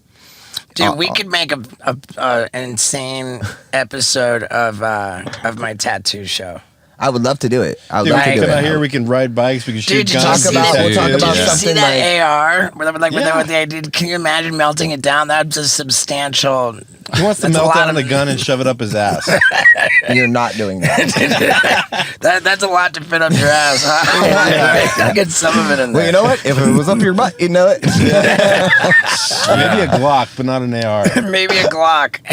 Don't Yeah. do it. Yeah. Don't. A If you don't bazooka. do it. It just struck me now that wow, I might be trying to bite off more than I can chew.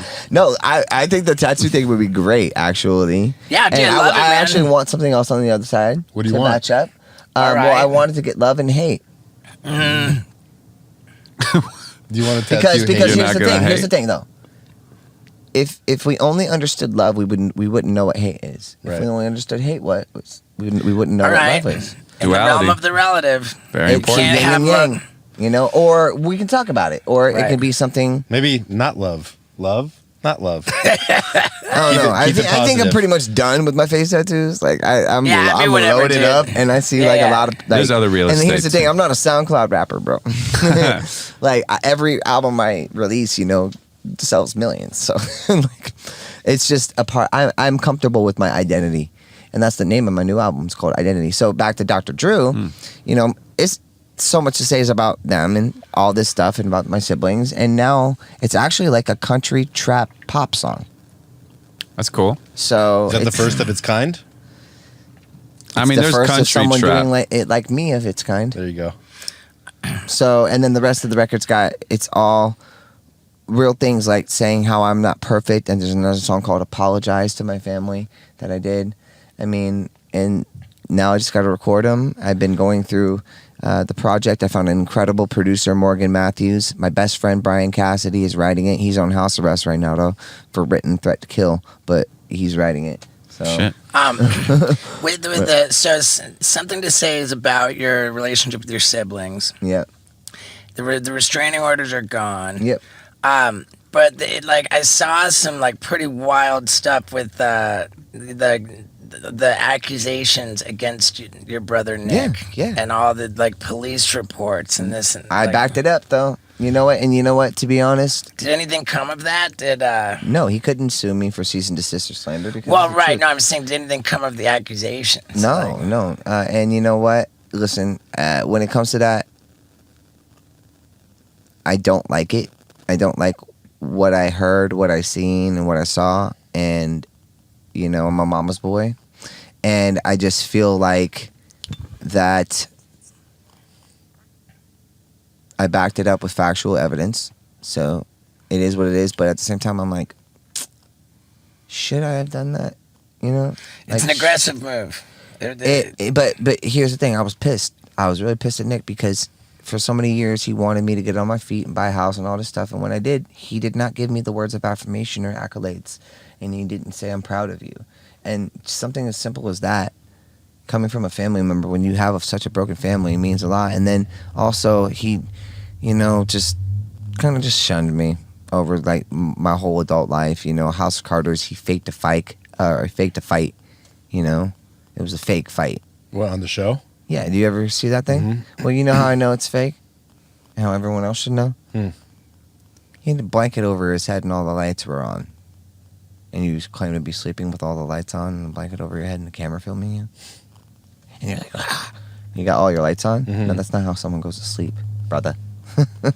They go to sleep with the lights off. Do you guys talk now? I mean, when was the last time you spoke No, we to don't him? speak at all. The last time they spoke to me was horrible because they had the restraining orders and legally they could reach out to me and I can't reach out to them. I can't even respond in written. And this is what happens. 3 months later, after the restraining orders on Christmas Day, when they knew I was alone and I celebrate all my holidays alone, I'm lonely on Christmas Day, whatever, just watching Home Alone and I'm just trying to enjoy myself. And I get 2 emails back to back from Angel, who had a restraining order against me, and Nick.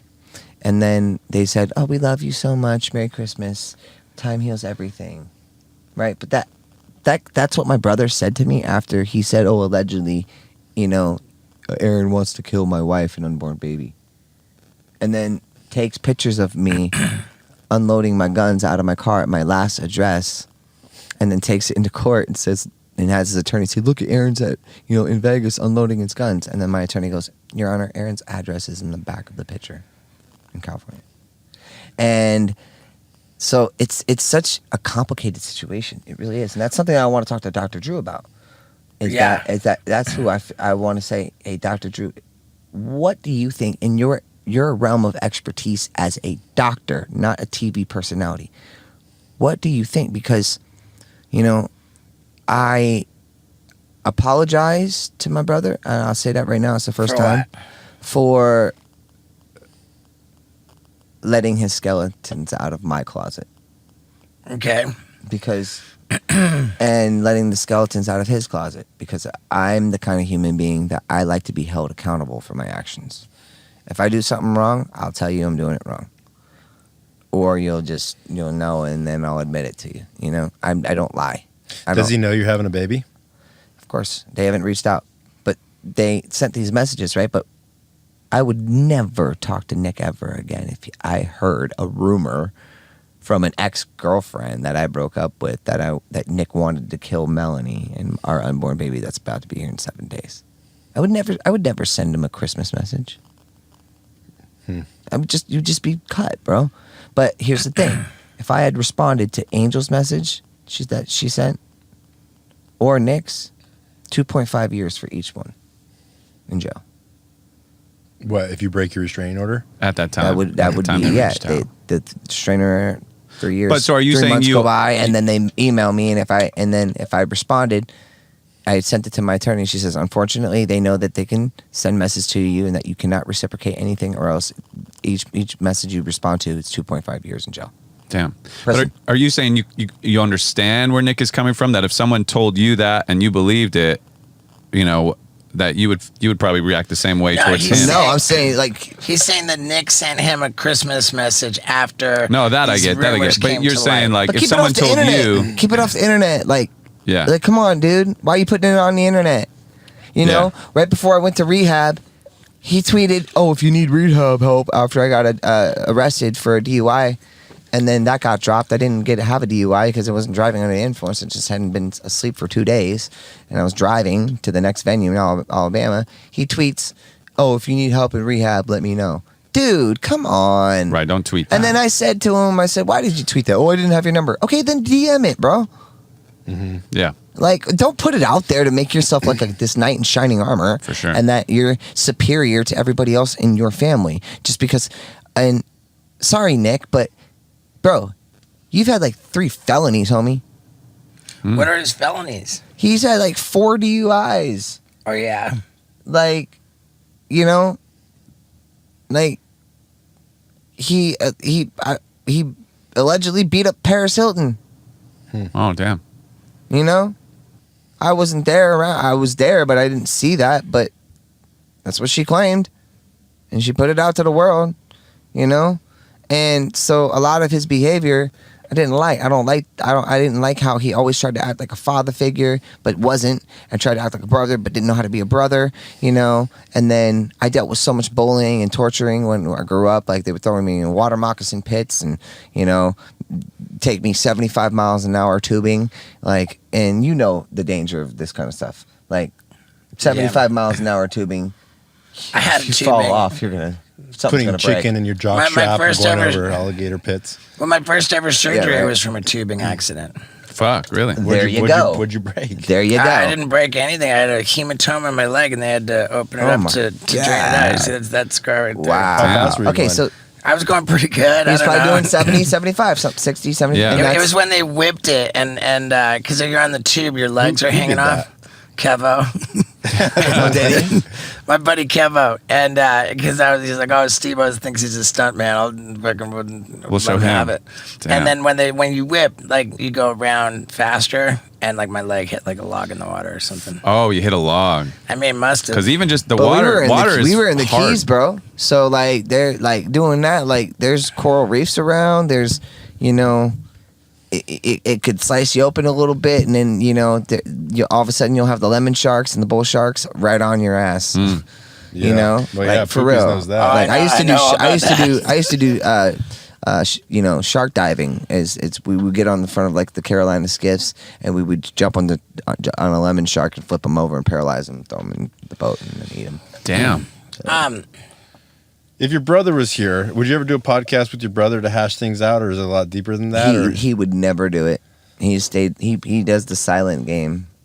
He trolls me so hard. He just released a song when he knows I'm releasing a song. When I was doing the boxing thing, he was posting pictures of him doing boxing. When I came back out after the Fantastics and I started touring again and making good money, I had a song, album called Aaron's Party. So I called the tour The After Party. Well, Nick just got finished doing a tour called The After Party. So he's nonstop copying and trolling his little brother. And bro, you're 42 years old. Leave it alone. Obviously, we don't get along. Obviously, you know, I'm going to be 34 in less than a month. And there is no reconciliation to I'm not even asking for an apology because they try to get a 5150 on me. Mm-hmm. Steve Like- had that. Yeah, I had that. Steve had a 5250. Yeah, I did. 5150 is a 72-hour involuntary Yeah. psychiatric hold. Uh-huh. 5250 is a 2-week involuntary. I did not know that. And what? So when Well, you go in there, like, That's what happens when you show up when they process you in for your 5150 and you spit on people and try to throw furniture. They change you to 5250. You get the upgrade. So that's okay. You get, Okay. get an upgrade, yeah. Upgrade. Damn. Well, I mean, it was crazy because you know, and then I saw like I was going on live, Instagram Live a lot, and just you know, doing no Adam 20, no jumper Adam yeah. 22 and Vlad TV and doing just different. Those kind were of legendary interviews. Yeah, and I got more coming up. I got on the 29th an interview I'm doing with Vlad TV again. Cool. And then I'm reaching out to do no jumper again, and then The Adam 22 guy, yeah, he was a little bit combative. I agree. Yeah. I agree. I agree that they all are trying to get under my skin for the most part. Besides you, Yeah. Besides you, you've been the only one that I mean, actually. I'm not trying to get under anybody's skin or like, My life is controversial though. I think it's fascinating. You know, I think it's fascinating. Like the phenomena of your interviews have been Big. like They've they've been the Logan Paul Impactful. one was particularly Impactful, yeah. particularly crazy. Yeah, it was because that's when I first revealed about all the stuff with the rape stuff allegations with my brother. That was on Logan Paul. Yeah. Yeah, that I mean, And then I gave him my chain, and I got his chain, and And then but I like the guy. I think those guys are. did you see their after the fact their appraisal of like they said that the pendant on the chain you gave him had real diamonds, Yeah. but that the necklace had fake diamonds on it. Yeah, And I don't know why he said that. That's definitely not true. Because I brought a Presidium diamond tester and tested the diamonds right in front of him on the show. So, and then he gave me a necklace that I found out from Sonny the jeweler. It only cost $5,000 to make. He said that it had been appraised at 15. The one he gave you. He's a liar. I talked to Sonny the jeweler. That's the guy who made it. $5,000 it cost to make that necklace. Oh. But I like Logan Paul. Me too. I like Logan Me Paul too. a lot. I And, love what they've been able to do, and they have a good work ethic and they work hard. dude, insane work ethic. Yeah, It's Yeah. fantastic. For you, like, does like the feeling of success at such a young age, so much success, but you were kind of like probably pretty used to it at like 9 or something. Like, how does success feel differently now when you put out an album yourself and you get like 91 million streams? Is that, do you kind of realize like, oh, this is what, like, what did it feel like as a kid and what does it feel like now? It feels like I'm proud of it because it's my body of work. You know, it's not, like somebody else's tattoo that did it to you. You know, it's like you did the tattoo on yourself or something yourself. The gratification behind that is completely different. It's the juxtaposition is just crazy from having an album that other producers do, and then when you do your own body of work. But here's the caveat that now this album is being produced by Morgan Matthews and written by my best friend in Florida, who's been on house arrest for eight months right now for written threat to kill. So like, He's a hell of a writer. Yeah, it's a good squad. He's got a lot of time on his hands. Yeah. But The guy who's in prison or house arrest for written threat to kill is the writer of your album. yes, So it's gonna and kill. he's my best friend. It's gonna kill. He's writing a lot of threats. It's gonna murder. It's gonna murder. It's gonna murder. Okay, so when you did the boxing thing, was that like a huge payday? Like people seem to be making a ton of money on the boxing thing. Nope. I got $15,000.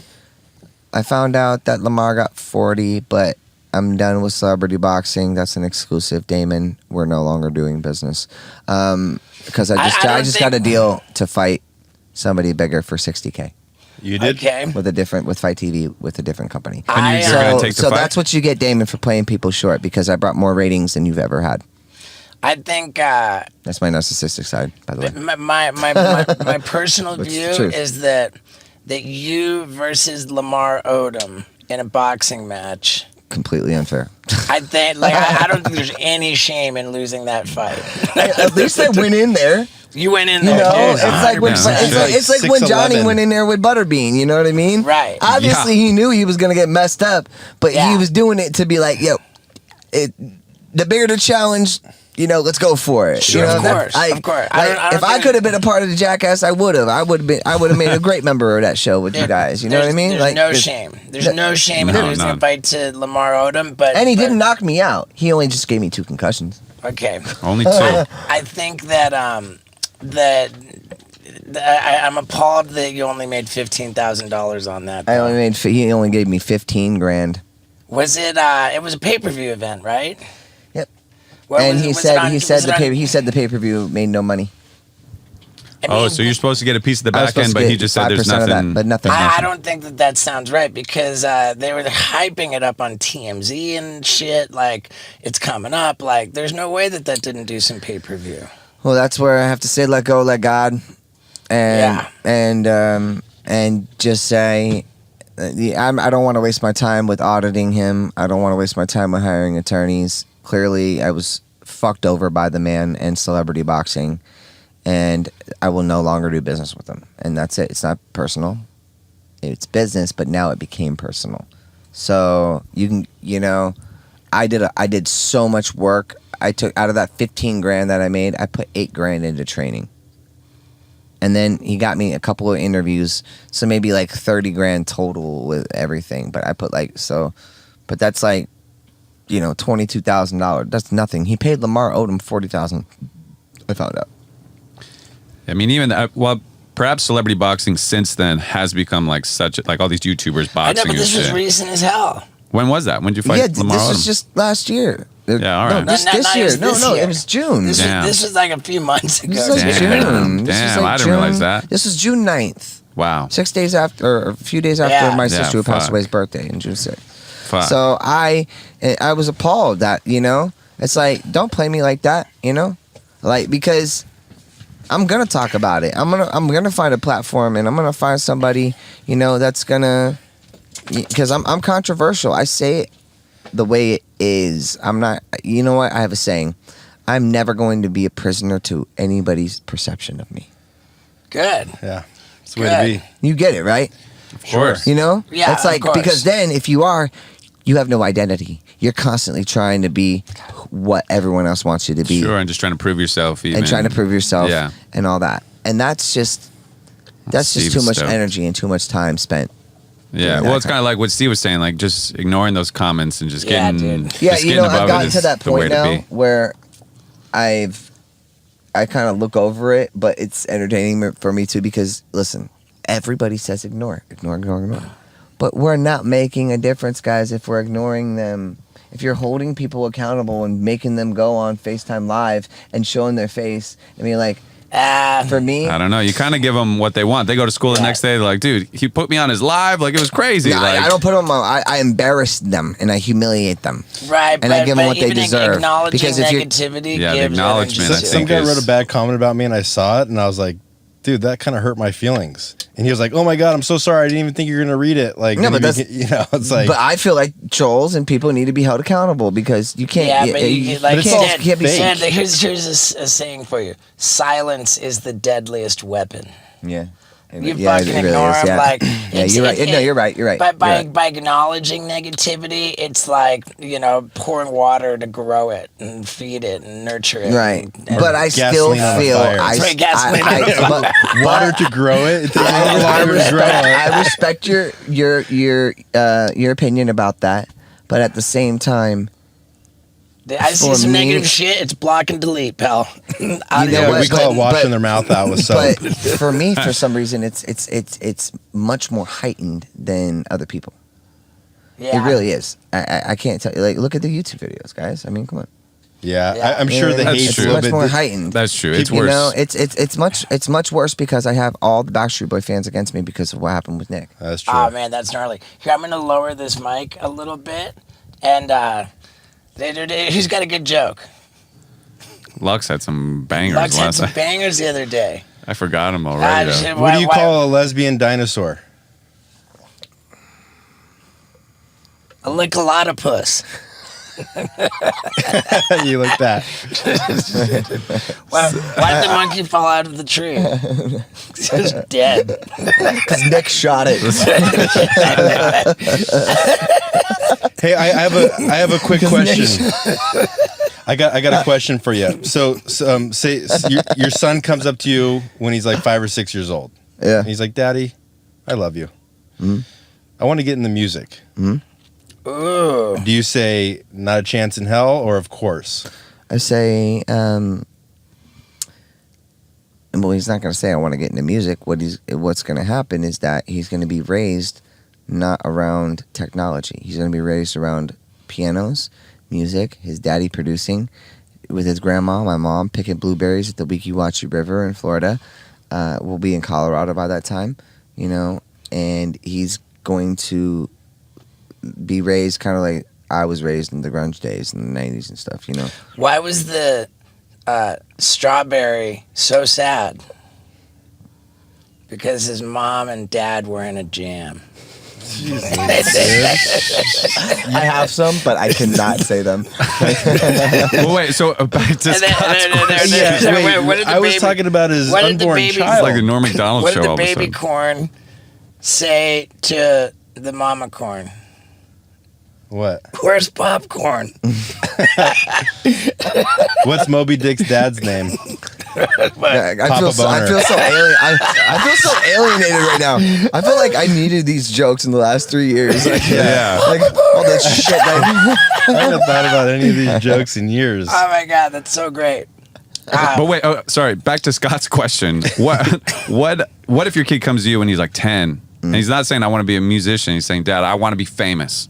Like, how do I? No way. Can I be famous? No way in hell. I'm gonna say no way in hell. Yeah, I'm gonna say fame is the real. It's I'm not the gonna say music way that in you're hell. worried It's not about. it's not fame. Yeah. It's not what it is. It's not money. It's not fame. You got to remember, I started at 7 years old in 1995, and I didn't have a wallet until I was 16 years old. I didn't do it for money. I did it because I wanted to do cartwheels, climb up palm trees. I can climb up a straight telephone pole. Like, I'm down to see that. I'll show you. I'll climb straight up that pole. I'll come right down. Jumping in Right the pool. on. Like a monkey. No, seriously, better than anyone you've ever seen. Watch. I'll epic. show you guys after. Like, but no. But yeah, so that's where the line would be. Like, if you want to get into music, you're like, that's dope. Make music. But if he was like, I want to be famous, I want to be a celebrity. He you'd be like, probably whoa. will want to because he'll see like me, and I'm not going to stop. I'm a solo artist, and I'm going to continue to evolve, and that's kind of where I'm going now with my music. It's more of like a Sting, Peter Gabriel type of vibe. So like a hybrid of that. Cool. And just real stories, real things relative in my life. But if he comes up to me and says, "I want to be famous," I'm going to say, "No. What's fame mean?" This is what I'm going to ask him. What's famous mean? And I want to hear his answer. Hooking up with a lot of chicks And then making money. But he's not going to be raised that way. He's not going to be on an iPad. He's not going to have Baby Shark drilled into his head for 2 years. That's Yeah. good. You know, So I'm appalled by that. With that Baby Shark, the parents that like literally turn it on What's for their Baby kid. Shark? Baby Shark. Do, do, do, do, Oh, do, do. yeah. So parents literally play it to shut their kids up. All kinds of different things, and I'm appalled by it. It's so funny when parents are like, "Oh, all the kids shows." Like, I hate the kids shows, but the kids love them. Like, if you never show them that, they'll never want it. You know, like show them like Seinfeld or whatever you want to watch, and they'll be like, "Oh, this is what TV is." I think my kid is going to be hopefully into all like the Marvel stuff because I'm a huge fan of Marvel and like Nice. Chris Hemsworth. But not and- like Paw Patrol. Like, and, I would just and never I'm show a my big kid fan Paw of Patrol. Robert Downey Jr. because him and I both went to McCallum Hall at Betty Ford Center. Oh, cool. Yeah. Nice. Yeah, he's a huge Supper guy. But you guys get any touring and stuff like coming up? Yeah, we're working on the touring right now. Right now, it's important and imperative for me to be there for the first couple of years, for my son's life. So I'll Yeah. start up again maybe in a year. Like I'm releasing the project, and then I'm releasing the album on my mom's birthday, March 9th.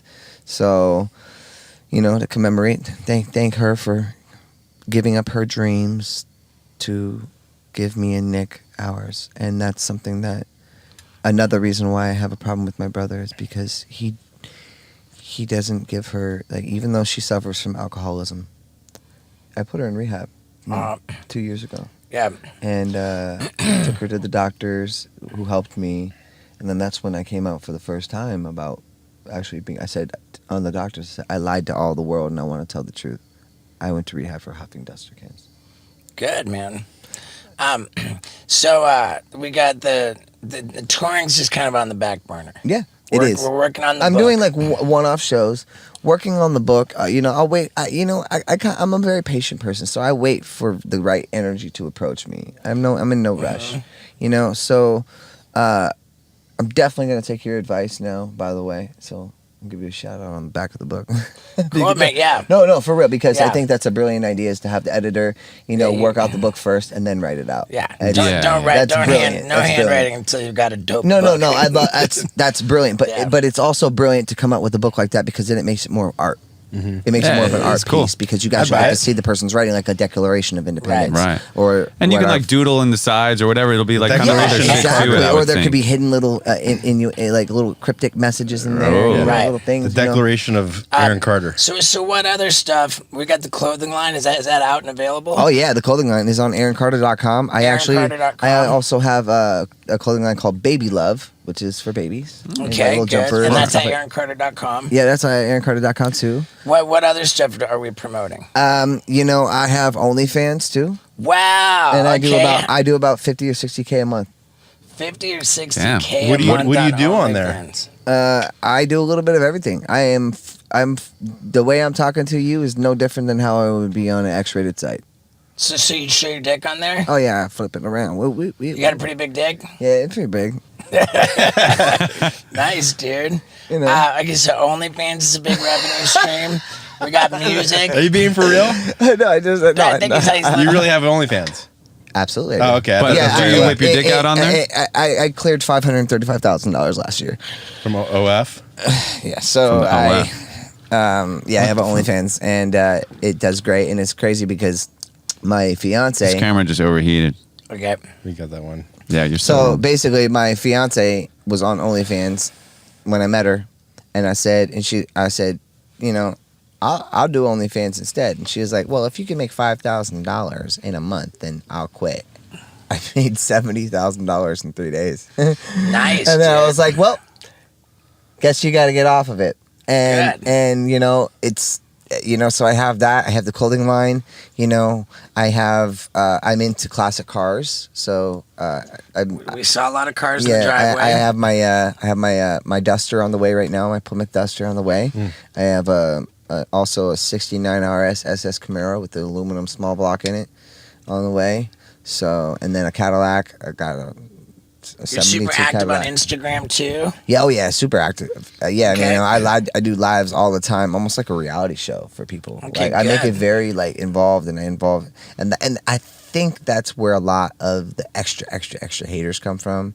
And you know, I don't give as much attention to them as it seems like I'm saying, but it pisses me off, bro. Like Right. it really because then I think to myself, what if there's somebody that is a professional and a producer or something that's watching this and they see this stuff, then are they going to believe it?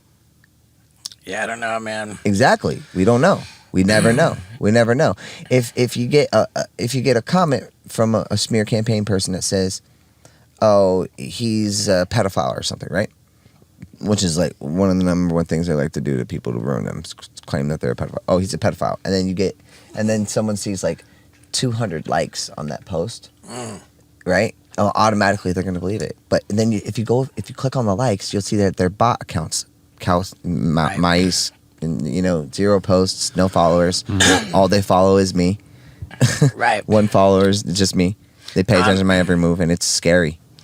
Is there anything else that we want to plug? You know, I mean, of course, the song. Honestly, I would love to. I obviously everyone knows, but you know, I just want to plug that. It's an honor being here with you. Dude, I appreciate that, And man. I'm very excited for Jackass 4. Dude, I'm gonna follow you again on Twitter. You know, I wish I got. Yeah, I will too. And IG. And IG. And IG. Yeah, dude. And we'll swap numbers. But you know, I would love to. You know, if there's ever anything going on and you guys are doing some goofy stuff, man. Yeah, we're going just to come hit me back and up. film with you, dude. But Oh, just, we just gotta hit me do up the to call tattoo, me, bro. man. We'll I'm make a down whole to day do of it. anything. Okay. I'm a daredevil. I love doing this Boom. stuff. Aaron Carter, it's just like that. AARON Yeah. Carter on IG. I just hit the follow on there. There you go. And I'm gonna do the same on Twitter. All right, dude. Well, fucking say what's up to Dr. Drew for me. Yeah, I will. And, I will. Yeah, because and dude, I know he helped you out a lot, right? Yeah, dude, big time. I Yeah. love Dr. Drew. And yeah, let's get together and do some tattoos that aren't on your face. Yeah. And if you guys ever got if you ever do a Jackass 5, please bring me in. I would love to be in. That's not my call, but That's okay. Check Well, out I'll, Sparkle I'll bring, Fun. I'll bring Good some. word. I'll bring some good ratings. Don't worry. For sure. Hell yeah, yeah. man. Thank Thanks, you, dude. This was brother. awesome. yeah, dude. What'd you think of Aaron Carter? Dude, he's the most likable guest I think we've had, and I kind of want to hang out with him. He's definitely friendly. He's easy to get along with. I think he's also polarizing. But what I'm really glad about is that, unlike a lot of interviews that we heard about, that we saw, where people just like went after him, we didn't really, you know, we tried to keep him honest. We What you know, we weren't dicks, but we weren't pussies. Who said that? Paul said we weren't dicks on the episode, and we weren't pussies either. Yeah, for sure. And so here, dude, I don't want to like burn up a lot of time, but of course we'll be in the chat. I don't know that episode. I thought that I was a little bit all over the place. I don't know if it was my best job as a podcaster. I'll be sensitive to that in the live chat, but not nearly as sensitive as I am to the news that came from the gorgeous Paul Brisky. Do you want to? Well, come February, I'm going to be moving on. Oh, Is that what you're telling? That's what you want me to say, right? I mean, dude, You're acting surprised. Dude, yeah, I'm surprised that you make it sound so finished and official. I know, moving on. I thought it was a possibility.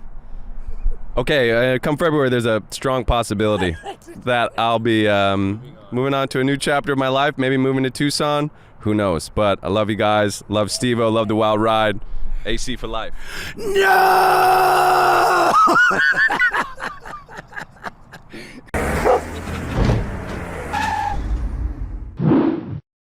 Hey everybody, and welcome to a competitive wild ride with Steve-O. I do believe this might be the first single episode where we've had two different guests, and both of them are about to get into the octagon and try to hurt each other as much as they possibly can. We're talking about Sean O'Malley and Cheeto Vera. UFC 299 this weekend. We are here in Miami, and it is going down. So we talked to both of these guys. They're both unflappably confident. Sean O'Malley has become just about every bit the star that he said he would. And Cheeto is basically just a terrifying gangster. Really interesting to talk to both of these guys. I consider them both friends. It's really tough to pick the fight. I went ahead and did that anyway. Stick around to the end of the episode and you're going to get my picks. But more on that later. For now, let's get into it. Ladies and gentlemen, people of the universe, I bring to you Sugar Sean O'Malley. I'm here. Yes. See you, dude. Good to be seen, brother. It's really rad, man. I get a kick out of, if I come up with an idea or a question or something, I'll just FaceTime you out of nowhere. Yeah. And, you pick up, man. It's awesome. Hell yeah. Yeah, I consider you a bro. Thank you, bro. And we first had you on the Wild Ride podcast. In Phoenix. Yep. In Phoenix. Yep. I mean, dude, that was 2021. So, a good, healthy, long time ago. Yeah. And, your episode performed fantastically well all the way back then. And people are accusing you of not being a star because of, there's some shows you've been on that didn't have huge numbers. Well, when millions of people accuse you of not being a star, You're a star. you're a star. You're a star. There's absolutely no question that you're a star. I remember we talked to Danny Trejo, and he's all about fighting and boxing. He was like a prison boxing champion. And he said that fighting gods are very jealous gods. And if you distract yourself by pursuing acting or anything like that, the fighting gods will smite you. Yeah. But then it occurs to me that during fight week, they've got you doing so much press, so much interviews and obligations that wouldn't it kind of serve you to already be able to handle some distraction? Yeah, I mean, the work's already done, though. What you do the last 12 weeks before the fight is kind of where you can't be distracted. Fight week, it's not like we're learning new shit or trying to get in shape. We've done it all. We've done the work. Now we promote the fight. So it is what it is. We're running low on calories. And, I could feel better, but I don't feel too bad. And it's not, I enjoy doing this stuff. So I'd rather be doing this than, just sitting there thinking about food. Do you have more weight to cut? Or are you yeah. there? Yeah, no. It's Wednesday right now, so we got obviously Thursday, Thursday nights when that's when you hit the hot tub and you really get the rest of the weight off. So yeah, still got a good amount to cut, but I've done it 18, 19 times. It works out. Yeah. Oof. You've been talking about going up to featherweight. Is that That's more so just, I'd like to fight Elia. I think it's a big fight. I'm a bantamweight. I like this weight class. I'm going to stick here for a little bit, but also you never fucking know. I could change my mind in 2 months, but for right now, I'm a bantamweight. I would love that to fight Elia if he continues to be the champ. I continue to do my thing. That's a big fight down the line. he's a big boy? Yeah, he's a little big. He's short. Yeah. I mean, on your behalf, watching Merab against Cejudo, I thought, ooh, Merab looked kind of scary. And same thing with Elia against Volk. Yeah. On your behalf. I mean, Elia thought. looked scary. Elia put Volk's lights out. What did Merab do? Barely beat up. He didn't barely. He did barely beat him 1 to 2 rounds. I mean, 2 to 1 against Henry, who looked like he was about 52 years old. Like, if you want to talk about scary, like Elia was scary. Elia was scary. Merab's got that crazy pace to where, I mean, it is scary if you gas someone out and they can't defend themselves. But Elia's, I mean, if we're using the word scary, that's Elia, not necessarily Merab. Merab's a very dangerous opponent, but Elia's scary. Yeah. This fight with Cheeto, I'm gonna tell on myself. I thought maybe I just had some weird memory, but I thought that the last time you fought Cheeto, that what happened with your leg was the result of masterful leg kicking on Cheeto's part. And Scott really pushed back on that. Scott says he sent me the fight. He said, dude, you have to watch the fight again. And really nothing happened to your leg, but like what happened? I mean, he threw the kick. I mean, the argument's like he threw the kick. He did throw the kick. It hit my perennial nerve. How many times has that happened in fights since then? That to where their leg completely shuts off. And yeah, I mean, it is what it is. I've never lost sleep over it. Here we are 3.5 years later, and I get to rewrite it. Yeah, but like the last time he kicked you, and until when that incident happened, like had been like minutes. Well, he hit my nerve and I kept rolling my ankle. I rolled my ankle probably 6-7 times in the fight because I, lost this motion of my foot. So I got what was called drop foot. So every time I would walk forward, my foot wouldn't come up; it would bend down. So I kept rolling over my ankle. But yeah, I'm not going to deny he threw the kick. It was him, Cheeto. He threw the kick. It landed on my nerve. But it wasn't, people are saying it was a calf kick. That was, your calf's near that area, obviously, but if you land a calf kick, it doesn't do that. So that's my argument, and I'm sticking to it. Yeah, and I was impressed with your leg kicks. Those really went well. I was spinning him in circles, wasn't I? Yeah, you were definitely throwing some heat. I just said that, man, I just think that Sean's just improved so much. I have. I confronted him about the, what they called slow starting. Yeah. I felt like, he said, oh, well, he controlled his fight. I don't know. Yeah, I mean, he's reserving energy. I mean, 25 minutes is an insane amount of time to fist fight somebody. So, you gotta, everyone has different styles. Everyone has different strategies. That's kind of his style. Is kind of start slow a little bit, absorb some damage, and then come on the later rounds. So, that's kind of his style. That's darn right. And people have different motivations, too. My motivation is to save the world, just like the good people at Liquid Death. Why do we need to save the world? Because if we don't curb plastic waste, plastic is going to outweigh fish in the ocean by 2050. Something needs to be done. We need to bring death to plastic, and that's why it's called Liquid Death, because they're bringing death to plastic with infinitely recyclable cans of water, which look like beers, and it's just a lot of fun. There are always kids getting in trouble at school because their teachers think they're drinking a beer, and the company loves that. I love it too. I love everything about the company. And if you think I look healthier these days, you're darn right I do. A big piece of that is because I'm drinking more water. And you should be drinking more water too, and it should be Liquid Death water. You can find it at your local 7-Eleven, Walmart, Target.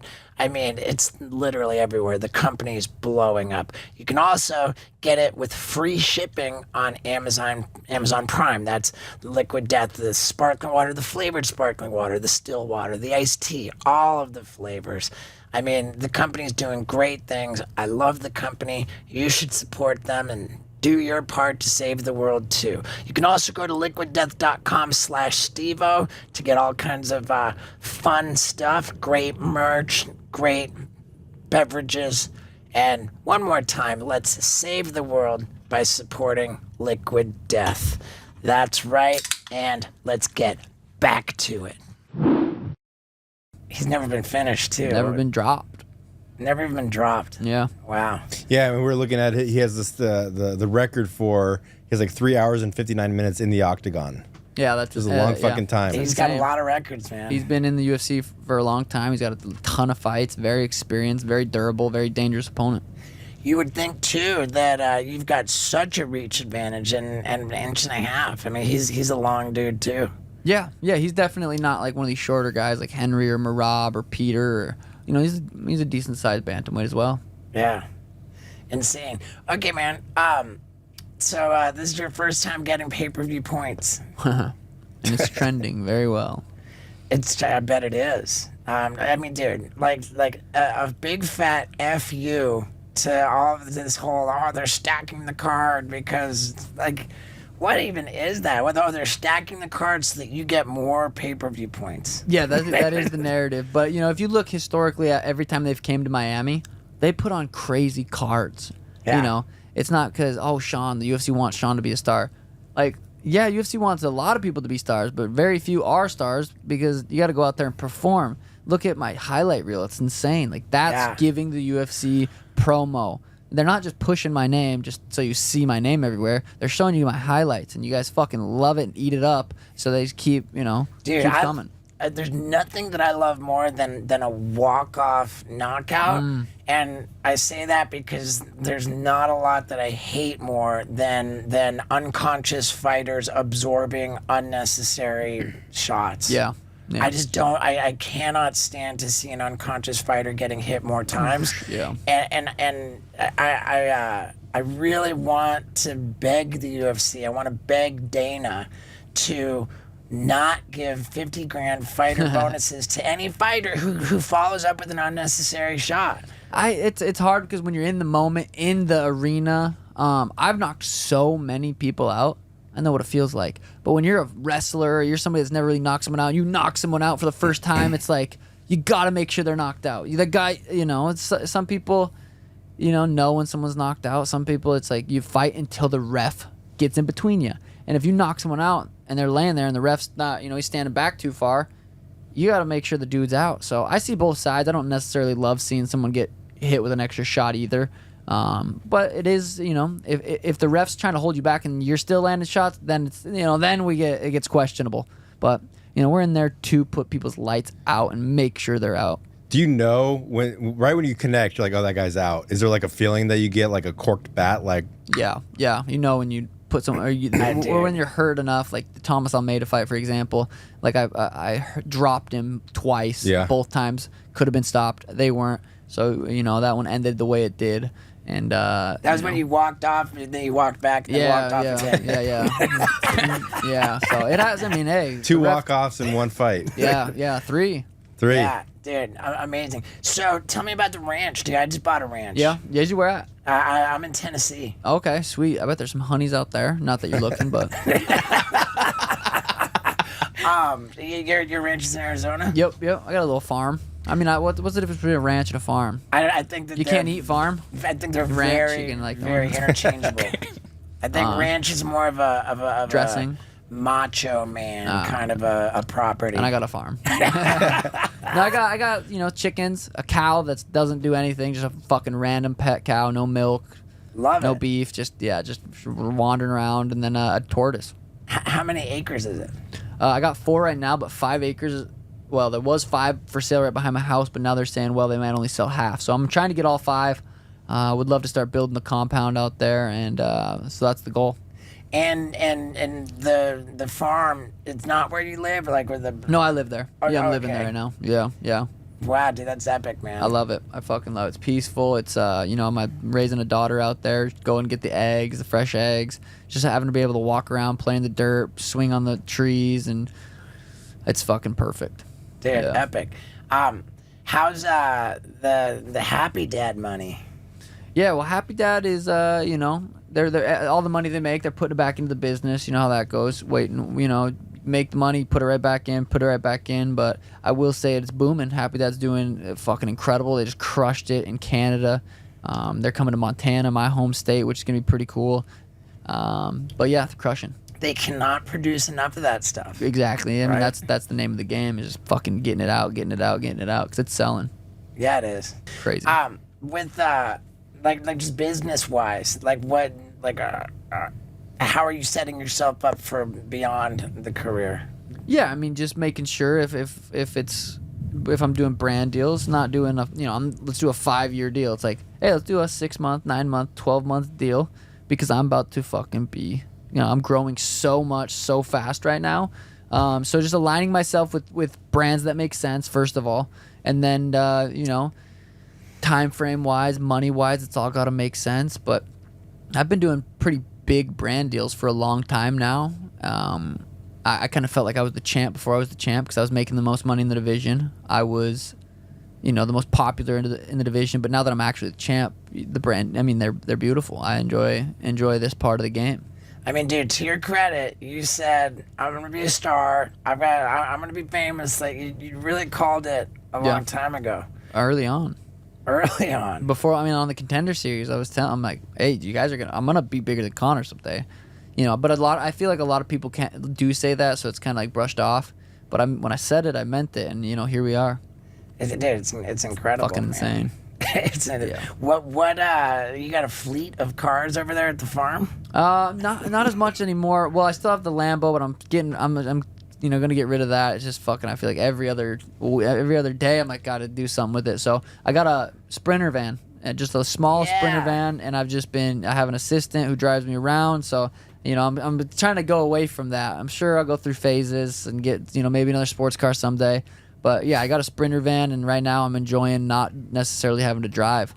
It's nice. Yeah, it's really nice. I'm a terrible driver. I drive too fast everywhere I go. I got a couple Teslas, and those things are just fucking ridiculous. So in Arizona, they have those speeding light cameras that just show up at your mail, and you're like, oh, fuck, dude. Yeah, they'll get you. I got pulled over a few times, so I've been trying not to drive as much. And you don't even get pulled over though. You just get it in the mail. Oh, the camera cut you speeding. They got you. Yeah, I'm never in Phoenix, like downtown Phoenix or anything. I'm out in like Peoria, and then I don't think they have those cameras. At least they definitely because I would have gotten about 37 of them so far. But man, it's insane, man.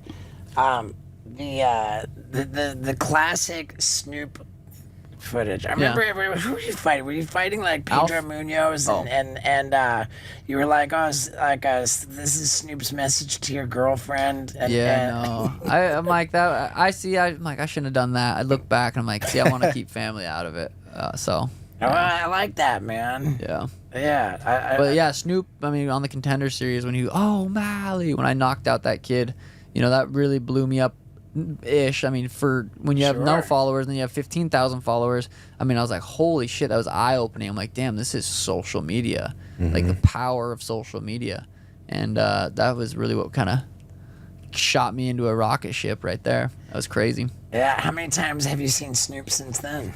I haven't seen him. Talked to him a few times. Over text. He's a part of Happy Dad as well. He's got his Death Row grape flavor. So I've talked to him a few different times here and there. But I don't think I've seen him since though.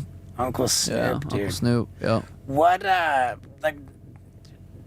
on your Instagram? I follow you on Instagram. It seems like you're smoking reefer a fair amount of the time.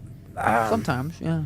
And how does that even work? Like, it's perfectly okay to smoke pot, but you can't test positive for it around fights. I think I personally quit 3-4 weeks out. I've always done that. I've never had an issue with that. I've never been like, fuck, I'm not gonna be able to smoke and fight. Like, I've never had an issue with that. But yeah, the rule is, I think, in different commissions, it's different levels of testing. But I don't know how it is in Miami. I'm not worried about it because I haven't smoked in a month or so. But Vegas, I think you could pretty much smoke fight week and still pass the test. So they've been way better about that because it's fucking obviously not a performance-enhancing drug. It's not a fucking steroid. So they've been cool about that. Yeah. What they don't have USADA anymore. What's the whole doping? It's the same rules, same everything, just not under USADA. It's under drug-free sport or some shit. I don't know. I've gotten tested by them already. Do they still show up as much as USADA did? Yeah, I don't know because it's only USADA was however long it has been, and this has been 8 weeks, 12 weeks, whatever it's been. So. I think it's the same, blood work, pee, same shit. Let's be clear. When you're a fighter in the UFC, they're going to test your blood and your pee for things that should not be in there. But let's talk about the things that should be in there, because I do not go anywhere without my momentous supplements. I got all my daytime supplements for my cognitive and muscle health, and then I got my nighttime supplements for my sleep and my cognitive health. That is the most trusted stuff out there, and that's what supplements are about, is trust. These are trusted and used by 90% of the teams in the NFL, 200 college sports teams, the United States military. Heck, it's been developed with help from Dr. Andrew Huberman. I don't trust anything more than my Momentous, and here I am in Miami on my tour bus, and you better believe I don't go anywhere without it. And you can get 20% off your order from Momentous if you go to livemomentous.com and use the promo code STEVO. That's livemomentous.com and use the promo code STEVO. One more time, that's livemomentous.com. Use the promo code STEVO to get 20% off your order of the most trusted supplements out there. Dude, it's not time to start taking chances with our health. So get on the Momentous program and let's get back to it. To look at you, I don't think anybody's suspecting that you're doping in any way. Yeah, I appreciate that.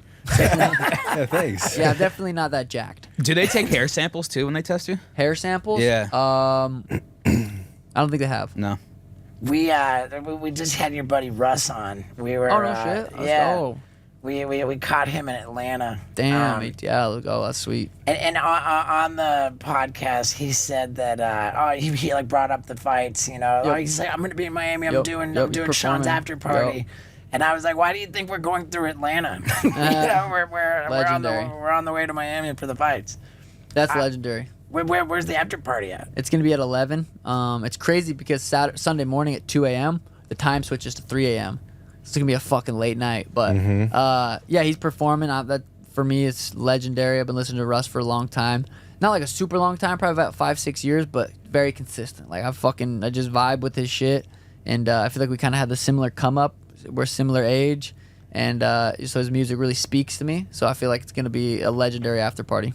Dude, I am calling it out that the episode after this one, for everybody listening, next week is Russ. The following episode, banger. I got done with that one. I just thought, wow, that's maybe top 3. Yeah, he's somewhat of a philosopher. He's a smart dude. He's interesting guy. I've listened to him on a few different podcasts, and his music, obviously, you listen to that, you kind of get into someone's mind a little bit. So, yeah, I bet that is a banger. He and I really, really have a similar DIY approaches to creating profiles for ourselves. Fire.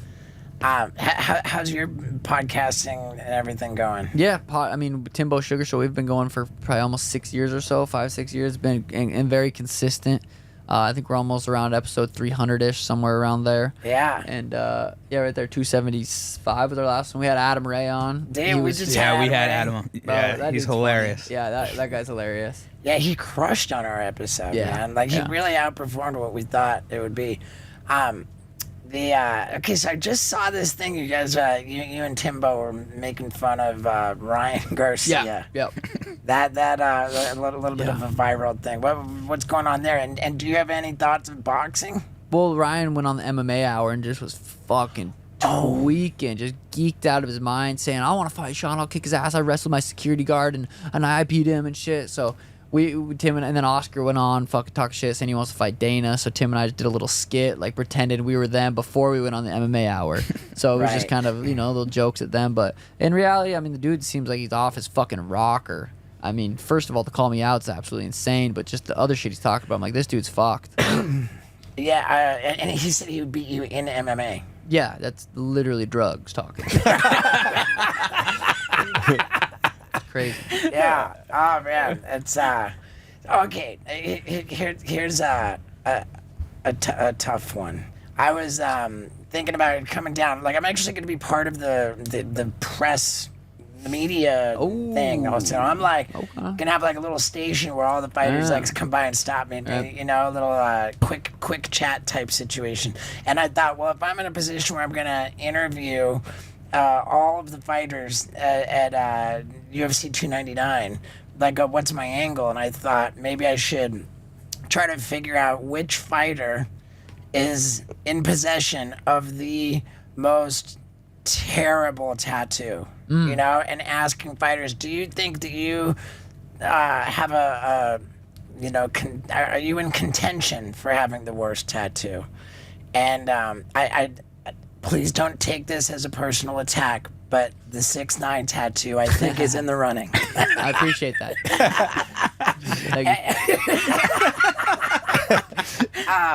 And as a serious question, like, I know that 6'9" and Steve will do it, like, kind of fell out of love a little bit, and for understandable reasons. Like, where are you at with that? And are we gonna get a laser out at any point? Yes, Steve's my boy, and I guess how it goes, like, 6 kind of fucked him over out of a lot of money, and when we got the 6'9" tats, it was, I was in Miami the first time, just knocked out this dude. I'm hanging out with Steve, 6 there, let's get fucking tats. Steve got one, I got one. And I actually scheduled something to go and cover it up, but I was like, you know what, I'm so fucking over like long sessions and tattoos, so I just got some hand tats. But I did plan on covering it, and then I'm like, what, dude, 69? That's a fucking just funny number. It doesn't, 69.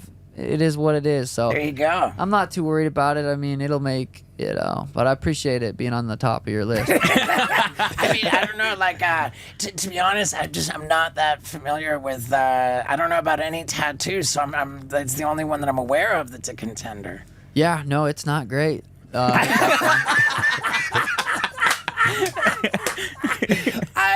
I respect that. I think you handled that uncomfortable question very well, and I super respect you just backing it. Yeah, it's a funny number. It's 69. I mean, you get a giggle out of it when you're in high school or when you're in middle school and you get your football jersey. The fucking fat offense lineman's like, I'm gonna get number 69. It's like, that's fucking funny. So yeah, well, it is what it is. But where is it again?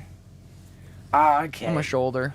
On the shoulder, all right. It's right there. I mean, dude, I was pretty ballsy even at the time when it was, I think the same card Connor broke his leg on, maybe, and you came out to 6'9". New unreleased song. You came out, you walked out to 6'9" music, and man, that was a memorable fight, dude. Yeah, that's when I beat up the guy with the green hair. Yep, Chris Montino. That was crazy. That was an adorable guy, man. He was adorable. Adorable. Felt pretty bad. My fucking hand still hurts. No, but I do feel bad because he went on a podcast the next week and said he trained 8 days a week for that fight. I'm like, oh, I fucked this dude up. There's only 7 days in a week. Yeah. I felt bad. I saw couple things just about this fight this weekend. And by the way, this podcast comes out literally tomorrow, so everyone's potentially listening to this within 24 hours of us having this conversation. I saw speculation that Cheeto had a bad camp. Have you heard this? I saw somewhere Aljo said that he heard he had a bad camp and this could be a very boring fight. I'm like, Aljo, shut up. How could that be a boring? Why? What makes anyone in the world think this is gonna be a boring fight? Well, but I did hear that. To be fair, what I heard that Aljo said and courtesy of Full Mount MMA, I watch their daily videos literally every day. That's funny. I just love Full Mount MMA. And they reported Aljo saying that Cheeto can win. Cheeto's chance of winning is if the fight is boring. Interesting. Okay. Yeah, I didn't look that far into it. Yeah, he if Cheeto can play it safe, if Cheeto can survive, go the distance, then a boring fight he could get a decision. Was Aljo's take on it, and I think that a lot of people are like, oh yeah, well you want to say that because Slap him. Yeah, just slap. He got slapped. But yeah, I mean, as far as him having a bad camp or whatever, it's nothing I can really take into consideration. I have to be prepared for Cheeto at his best. Like I'm not gonna go in there and be, oh, he had a bad camp, I'm gonna fucking do anything different. I gotta take him as he had a great camp. He's a dangerous guy. I didn't have a great camp against Aljo, and I went out there and put his lights out. So you can't really think too much into that. Yeah. Yeah.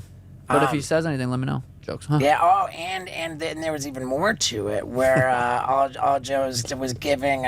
He said, "Cheeto, if you're listening, this is." He's giving him all these tips. Like, look at where Sean had success. Like Sean had success countering when people are coming in. So I really did have success. Wow. What advice?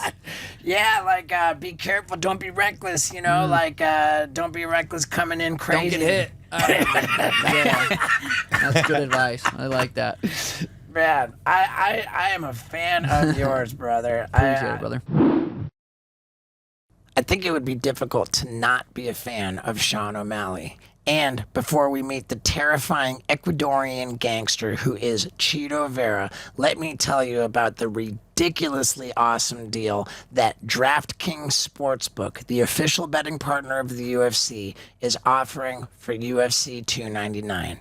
If you are a new customer of DraftKings Sportsbook and you make a deposit of $5 or more, then you can get what's called a no-sweat bet up to $1,000. What's a no-sweat bet? Well, it's a bet up to $1,000 that if you lose, they will just let you bet again. They will effectively give you back the money you lost to bet again. That is a ridiculous deal, and it's good for up to $1,000. I mean, bless these guys. Plus, they asked me to make my picks for the main card of UFC 299. And I said, how am I going to do that? I'm buddies with Cheeto and with Sean. But then I said, you know what? Screw it. So let's talk about the main card. The first fight is Petr Yan versus Song Yadong. And if you think I'm going to bet against a guy whose name is Yadong, you're out of your mind. So I'm going Song Yadong. He's an underdog. I'm picking a lot of underdogs. MVP versus Kevin Holland. This is Michael Venom Page's first fight in the UFC. He's a huge superstar, yet he's an underdog against Kevin Holland. I'm going MVP. Next, we got Gilbert Burns as a big underdog against Jack Maddalena. Maybe not a big underdog, but I'm going with the dog, Gilbert Burns. And then, what do we got? Dustin Poirier against the God of War, Benoit Saint Denis. Poirier's the underdog. I'm going for Poirier. I love that guy. And then, out of my two buddies, you know what?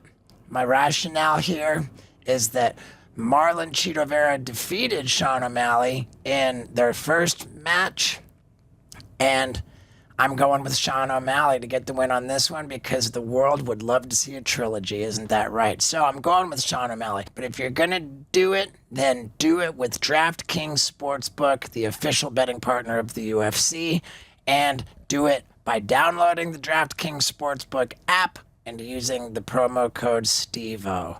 Have a good fun. I can't even tell you. I'm so excited for UFC 299. Gambling problem? Call 1-800-GAMBLER or visit www.1800gambler.net. In New York, call 877-8-HOPE-NY or text HOPE-NY to 467-369. In Connecticut, help is available for problem gambling. Call 888-789-7777 or visit ccpg.org. Please play responsibly. On behalf of Boot Hill Casino and Resort, KS. 21 plus age varies by jurisdiction. Void in Ontario. Bonus bets expire 168 hours after issuance. See sportsbook.draftkings.com/MMA terms for eligibility and deposit restrictions, terms, and responsible gaming resources. And now, let's say what's up to Cheeto Vera. ladies and gentlemen, people of the universe, I bring to you Marlon, Cheeto, Vera. What's up, bro? Yeah, dude. Great to see you, man. Likewise, brother. Yeah, Likewise. we've been talking about having you on the podcast for a long time, and what an exciting time. Now you're fighting for the belt.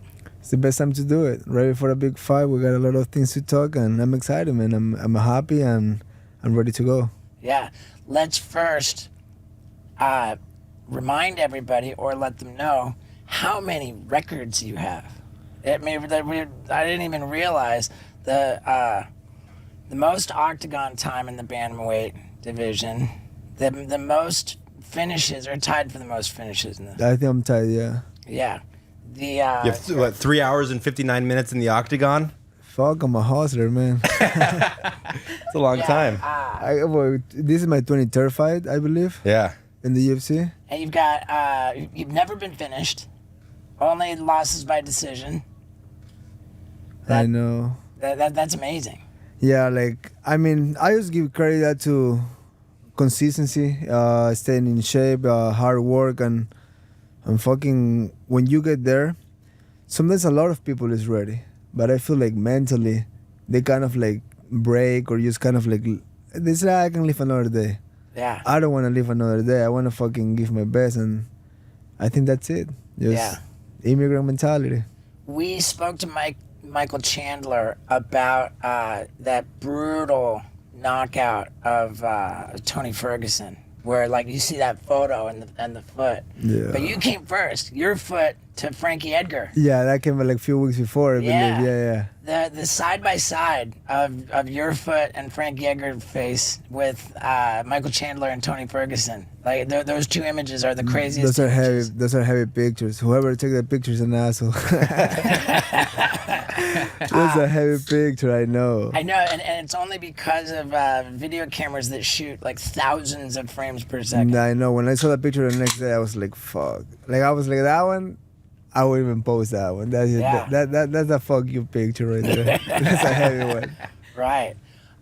So now you just sat down. You brought your own coffee. We've got a drink here. As a fighter, or then this is just Sparkling water. I can drink sparkling this. water. Yeah.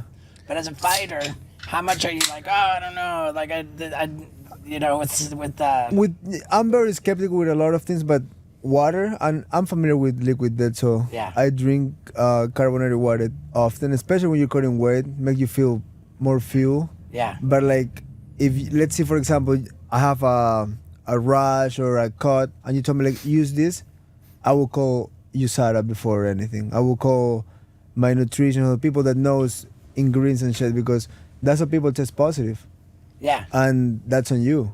Like if you have a headache and someone give you a pill, that's on you. Like, would you have drank that if it was already opened, or because you opened it yourself, you were comfortable drinking it? 100%. If it already open, I would even touch it. I would toss it.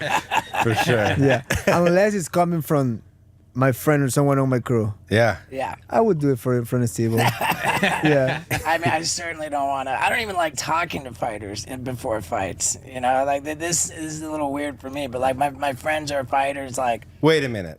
I remember you talked to him in San Diego. that's true. I went 30 to go- seconds before his fight, or whatever it was. Well, yeah, but no, you know what? Like that's true. You were headlining a fight night in San Diego. Yeah, with Cruz. And Yeah, against Dominic Cruz. I saw you right before the fight. No, Yeah, we were pulling and into the parking lot, and texted you that day, and I was Steve's like, "Go get him." Yeah, Steve's talking to you. I'm like, who's that? He's like, that's Cheeto. I'm like, dude, he's fighting tonight. Like, he's like, yeah, he's But ready. some calls, you're like there's like people calling me every other hour. Numbers that I don't even have, right? People just find my phone number and I don't even know what they want. Some people just want an interview. Some people just want to say like, how you doing? But if you're not my family, part of my team, I'm just gonna be like pretty suned out. But if Steve will call you, I mean, you pick up. It's Steve-O. Does it say Steve-O? Yeah. That's great. I have his phone number, so that's pretty rad.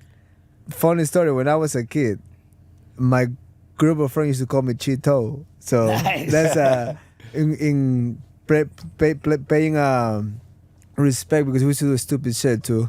Yeah. And then we used to have a camera to film it. What does Cheeto mean? Nothing. That's what the O stands for. in Yeah, Steve-O. that's my nickname when I was a kid, and my mom called me like that since before I know how to speak. So Cheeto. Maybe because I'm the smallest one of the whole family. God knows. You had such an intense run with like the Frankie Edgar knockout. I mean, just every time like Dominic Cruz was a great one, and then the Corey Sandhagen fight and that whatever was your last fight. They started calling you. They started saying Cheeto starts slow, but you didn't used to start slow. Yeah, I mean, it's an opinion, and sometimes an opinion can get to your head, and then your next fight you go like, okay, I'm gonna show you how fast I can start, and then you go crazy, and then you get hurt, and then you go like, fuck, I should have kept my style. I keep it cool. I don't give a fuck what the opinions say.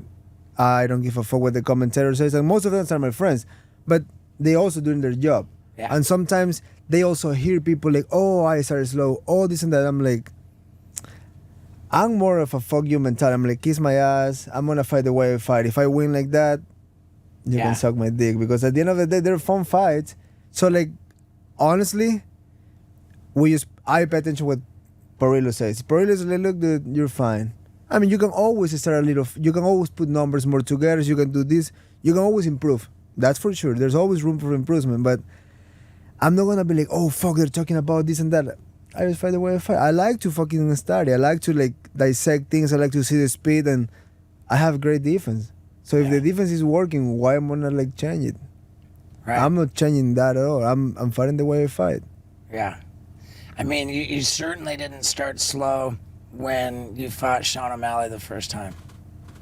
Yeah. What do you think about Sean O'Malley that says he's undefeated?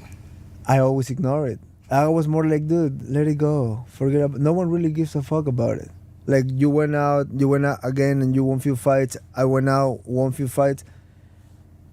I got to fight few main events, so I have experience now. I focus on myself, but all of that, I feel fighters like that, they need to get to your head. They think if they go, fuck you, you suck, you're gonna be like, oh, angry. I'm like, dude, I'm from Ecuador. I don't give a fuck what you say. But if we're in this close distance and you say something like that, I'm gonna move the mic and kick your ass. But like, it's just the way I am. Like, I'm nice. I keep it cool. Yeah. I won't disrespect anybody just because I'm a fighter. But if you start going crazy on me, I'm not gonna talk. I'm gonna throw you something. The phone, the coffee, the fucking water. You know what I'm saying? Like, so like, I heard there's an interview that Helwani asked me what was going on before the fight. And like, they like to like scream. This is something they always do. They start talking shit from far away. And I'm like, how childish is that shit? I'm gonna get in a cage with this fucker and you guys are screaming. That's weak to me. I'm like, yeah, cool. If you think that's gonna, good luck trying to like get me upset with that. Yeah. But like, I mean, I just feel like that's a low level way to like get in someone's head.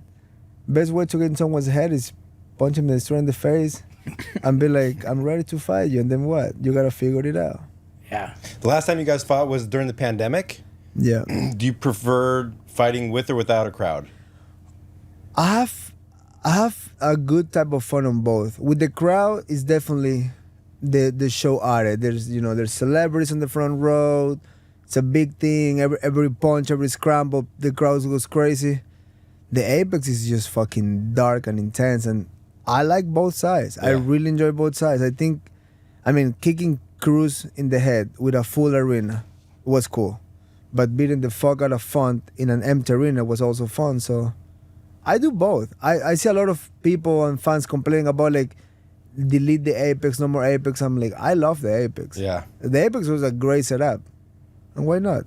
Are you ever fighting like when it's a full arena or a stadium and you're like look in the front row, you're like, oh shit, that's Justin Bieber, and then but you're like, oh fuck, I gotta focus. I really try to don't make eye contact with people because it's definitely it can get to you. Like one time I was like normally try to find my wife and kind of like to blow her a kiss or whatever, but in the way through that I find like all these people. Yeah. Like I'm like, oh, I don't want to see my friend because sometimes they go like, come on, let's go. I'm like, not right now. Yeah. I like in San Diego, the first person I make eye contact was Action Bronson. I was like, oh, Hi, I love you too. Okay, we talk later. Okay. Yeah. Them right before, like, I had Rob Machado like right in my back, and I'm like, "Hey, Rob. Yeah, I know, I got it. Thank you, appreciate you." But I don't want to be talking to people I know. Like, if it's someone that is just popular, I don't care. But if it's like my friend, I'm like, I know you're nervous too. I got it. Don't let me know anything. Cool. I But was like, sitting right next to Rob Machado. oh, you were there too? Yeah. So you're there's a sick picture of when the fight's over, and like Rob is like just going crazy after the fight. Yeah. So yeah, I have the picture. So you're probably right next to him. I'm sure I'm right next to him. Have you ever surfed with Rob Machado? I haven't surfed yet, but he make me a board, and it's wow. one of my best boards. And I heard, I don't know if this is a fact, but I heard he handmade that one for me. So when I heard that, I stopped using it. I'm like, that's gonna go to my wall. That's great, man. Yeah. You surfed with my friend Zeke. Yeah, Zeke is the man. That's my boy. Yeah. Yeah, I love Zeke. I know you guys always hang out. Yeah, he's great. I go sometimes to La Jolla to visit them, and they're cool people. And then when they're in town in Newport, they come see me all the time. Yeah, we got to surf together. Man. Yeah, we should one day. I'd love that. You're pretty good at surfing. I'm pretty decent.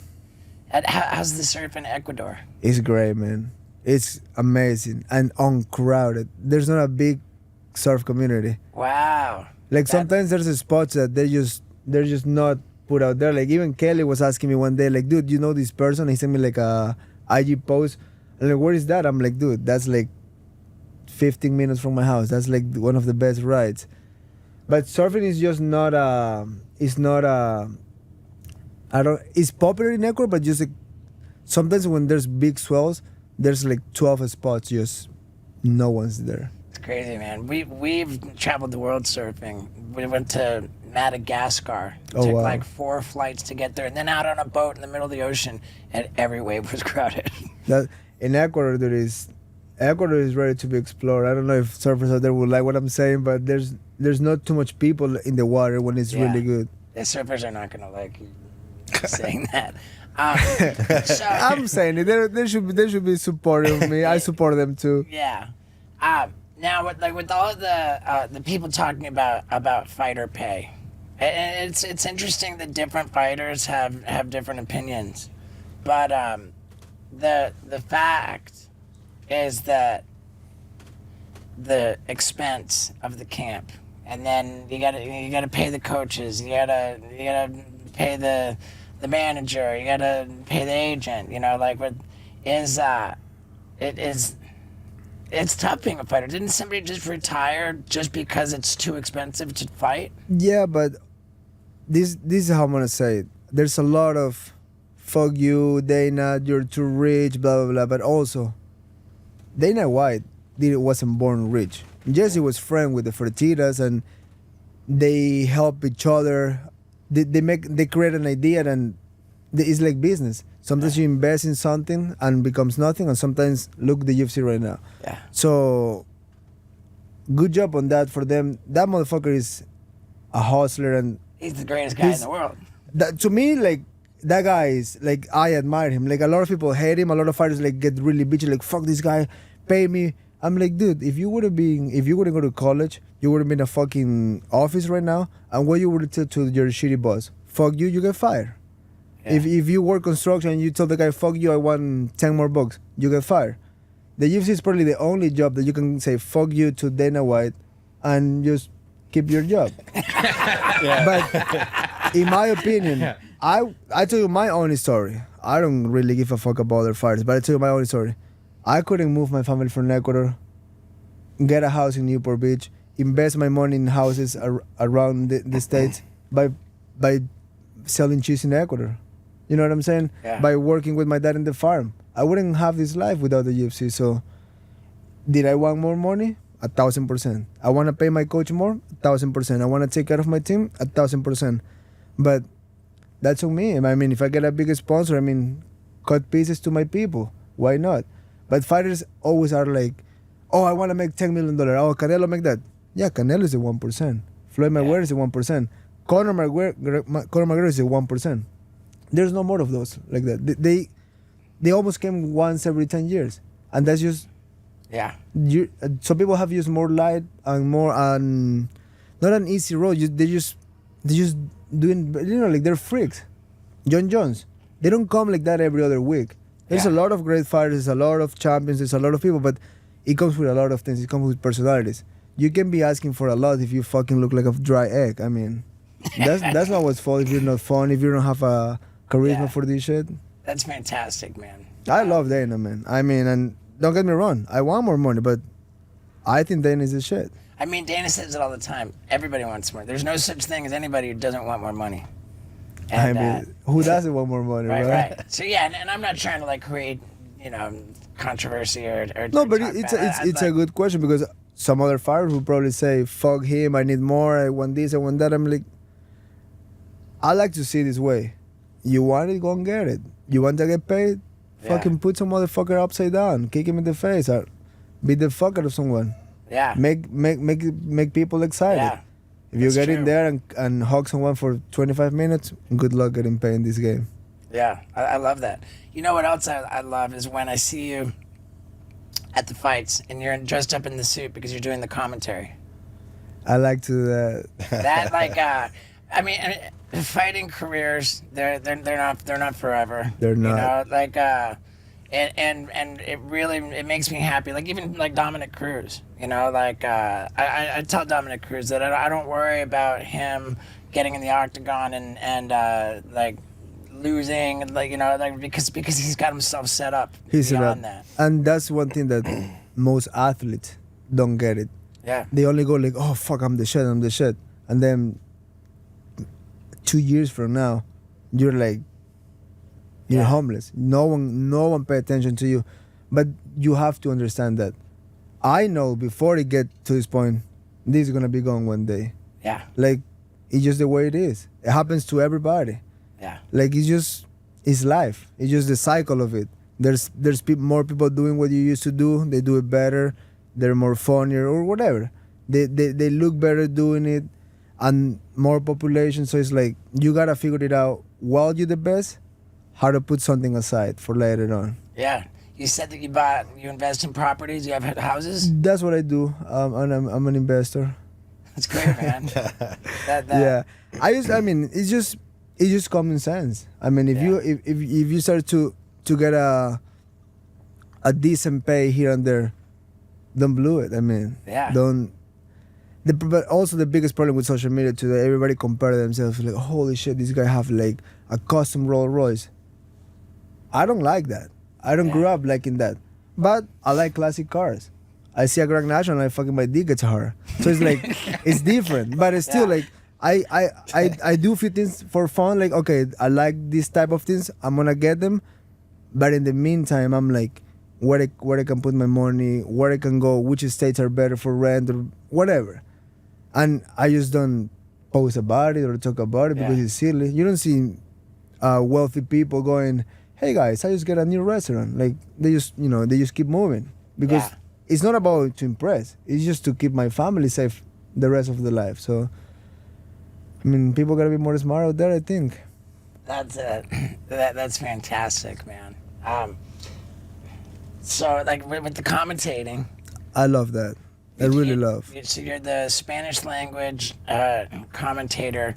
Like there's different types of Spanish. So do you have like that for Spain is different than for Mexico and it's different? Well, the language is the same, but the accent and some dialects will change. But for example, I believe when we do the commentary, this is for the U.S.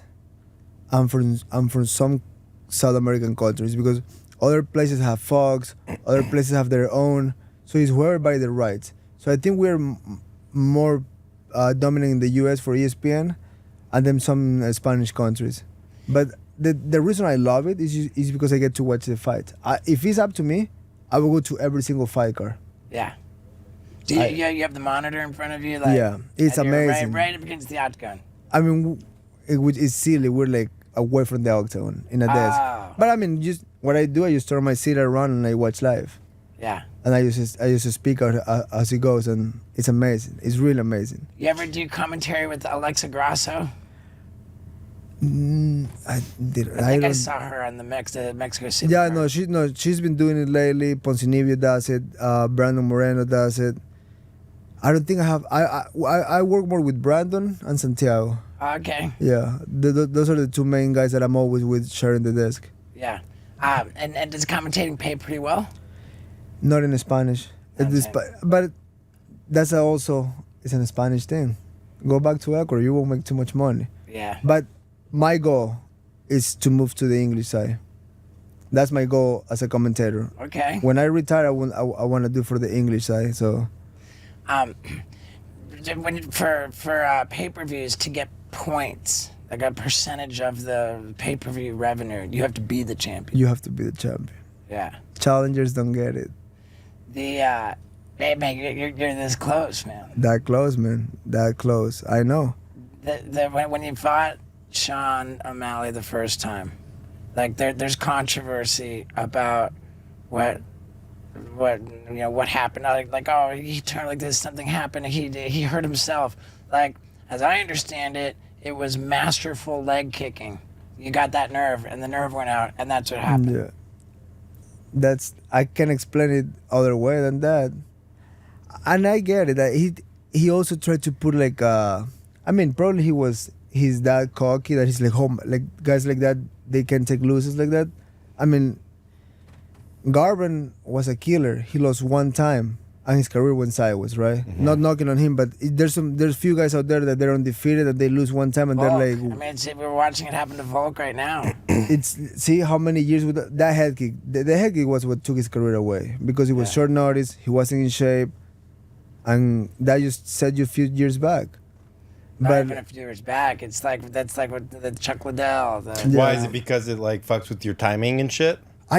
Bro, it's your brain, dude. If you get your brain shut like that, I'm guessing your brain shut down on its own to protect you. Yeah. Because when your body's not used to go there, when you get KO like that, you have to take good time off, do some scans, like figure it out, your brain health, and slowly get back to training. You can just think like, oh yeah, I'm gonna fix this. It's your brain, dude. Like, and especially when you get kicked in the face like that, you can just come back like nothing happened. Yeah. That take a few years for your life. They say that you develop a glass jaw. That's 100%. Yeah. We can get him some Neuralink and he'll be right in there with fucking. I'm all about health, dude. I do everything, coming from food to machines to just stay healthy, dude. Yoga? I do yoga. I use hyperbaric machine. I use CBAC machine. Cold plunge? I have one at home. I have a sauna. I just bought a hyperbaric for my own house. I'm all about red light bed. Dude, I spend like an extra 2 hours a day just doing this type of shit. It's tedious because I want to hang out with my family. I want to be with my kids. I want to be present. But also you don't want to just train, and then you just wear and tear. Right. Like I just feel like that helps with everything. It helps with my skin, helps with taking a shot, helps with my brain, with recovery, my organs work well. So with the fight being so close, are you still in the gym as much as you can? Or like right now? Yeah, like right now. Like this week is just hitting me here and there, just keeping the nervous system sparkling, like staying sharp, but not too much. Like the hard work is done. Yeah. Because we spar pretty hard for the last few weeks, so that's really when you really learn how to fight. Yeah. I don't care what you do. If you don't spar hard, you're not getting the time in, because your timing, your eyes, everything, you don't get that thing looking good hitting the back. The hitting the back and hitting mid help for other things, but you need to spar. Yeah. And we spar pretty fucking hard. Are you doing saunas and ice baths this week, or that's out too?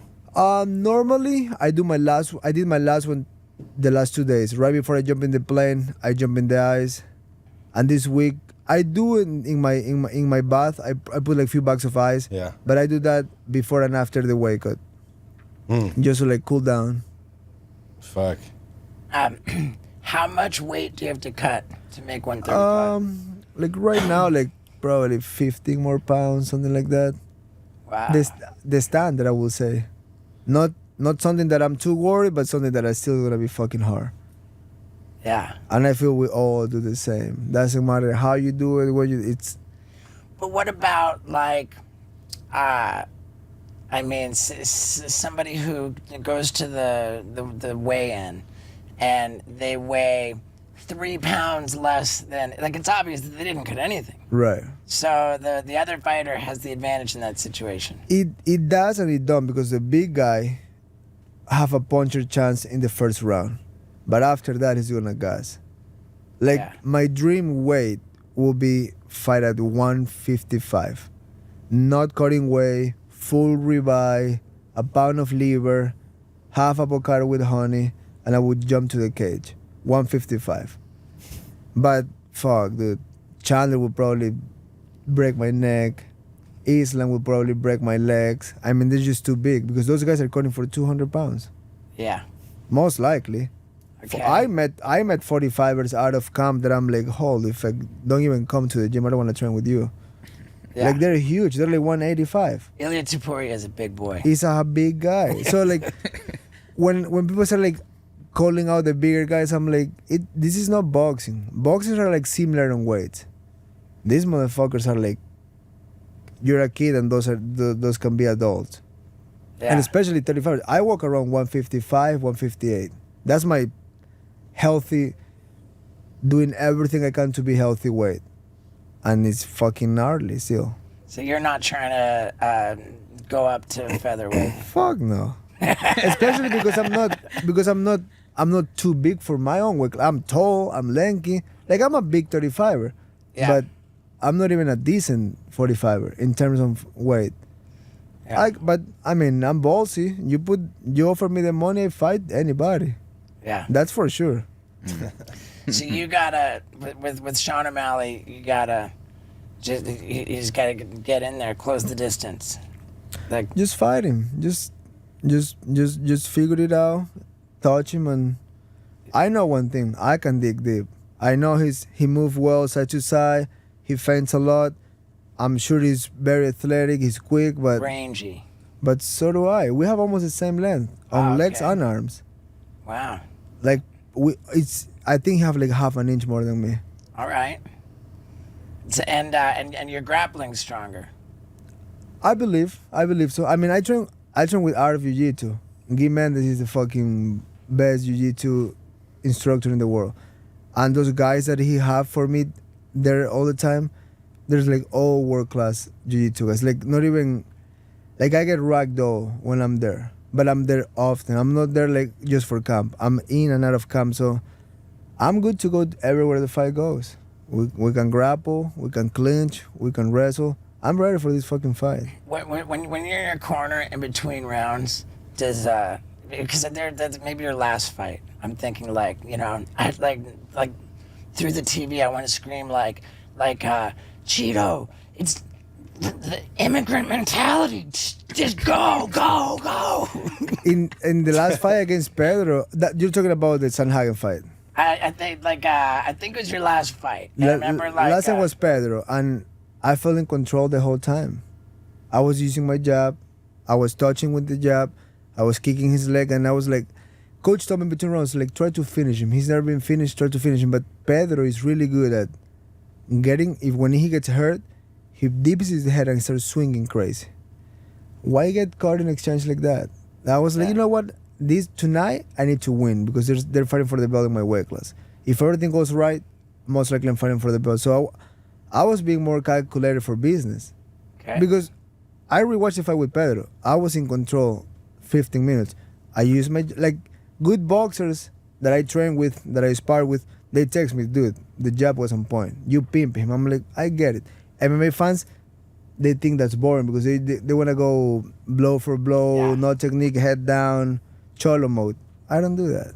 All right. I can do that if I have to. If I'm behind, I can say, fuck you, spit on the ground, hold my ground. But if I don't have to, why not? If I don't have to, I just pimp you. Yeah. Okay, man. Do you pay attention to the betting odds on a fight? I don't even know where they are. I don't see them. I heard people talking about it. Oh, you're a favorite. Oh, you're under. I'm like, I don't give a fuck. It doesn't matter to me. Right. Like, really doesn't matter to me. it's something that is not in my head. When Merab just fought Henry Cejudo, did you watch that? Yeah, I watch it. Merab looks scary. He looked good. Yeah. Yeah, he looked good. Henry looks old too. Yeah. The second round, he was fully gassed out. Yeah, I think Henry definitely lost that fight. That was Oh, he lost the fight. It wasn't even close. Not controversial. But guys like that, he's pushing to stay in the game. You should retire. And I'll tell you this. Remember the immigrant mentality. That's right here. Trust me. Yeah, that like when you're in the corner and if it's going into the 5th round, just look at Sean O'Malley and just think he is a customs person trying to keep you out of the country. I'm in the border with my kids, pulling the metal. I'm like, okay, that's a great way to see it. Like, motherfucker, Yeah. I lost my green card, and he's about to kick me out back.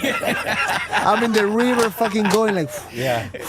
and then I see him at the other side, I'm gonna go like, motherfucker, I go under. Yeah. I got it. Man. I got it. Oh yeah, brother. Yeah, sick. Cheeto, good luck, man. Appreciate you, brother. And thank you, dude. Thank you so much, man. Yeah, for sure, of course. There you have it, folks. Episode 203 of the Wild Ride podcast. And what can I say, man? We're in Miami. I've never participated in an actual fight week. I've been to a bunch of fights, but like walking around the fighter hotel, like all of this crazy media day, you can kind of tell that these guys go through it on fight week, man. Like Sean O'Malley was kind of like quick answers, like, all right, I've done 1,000 interviews, you could tell, and good thing I was prepared to keep it going, keep it moving. The podcasts have been, I feel like, really good lately. And I made a rule that every episode I prepare with like a full list of talking points, which I sneakily look down and check every once in a while. I think it's helped, man. I'm really trying hard to get better at this. And you know what I'm going to say now. Those of you who stick around to the very end, I love you. I love you so much. We've actually got a couple new things that we're working on. We're going to get samples for some Wild Ride Street Team merch and Radical Ranch merch. Very excited, and I wanted to tell you guys about it first. I love you. Enjoy the fights this weekend, and be well. Yeah.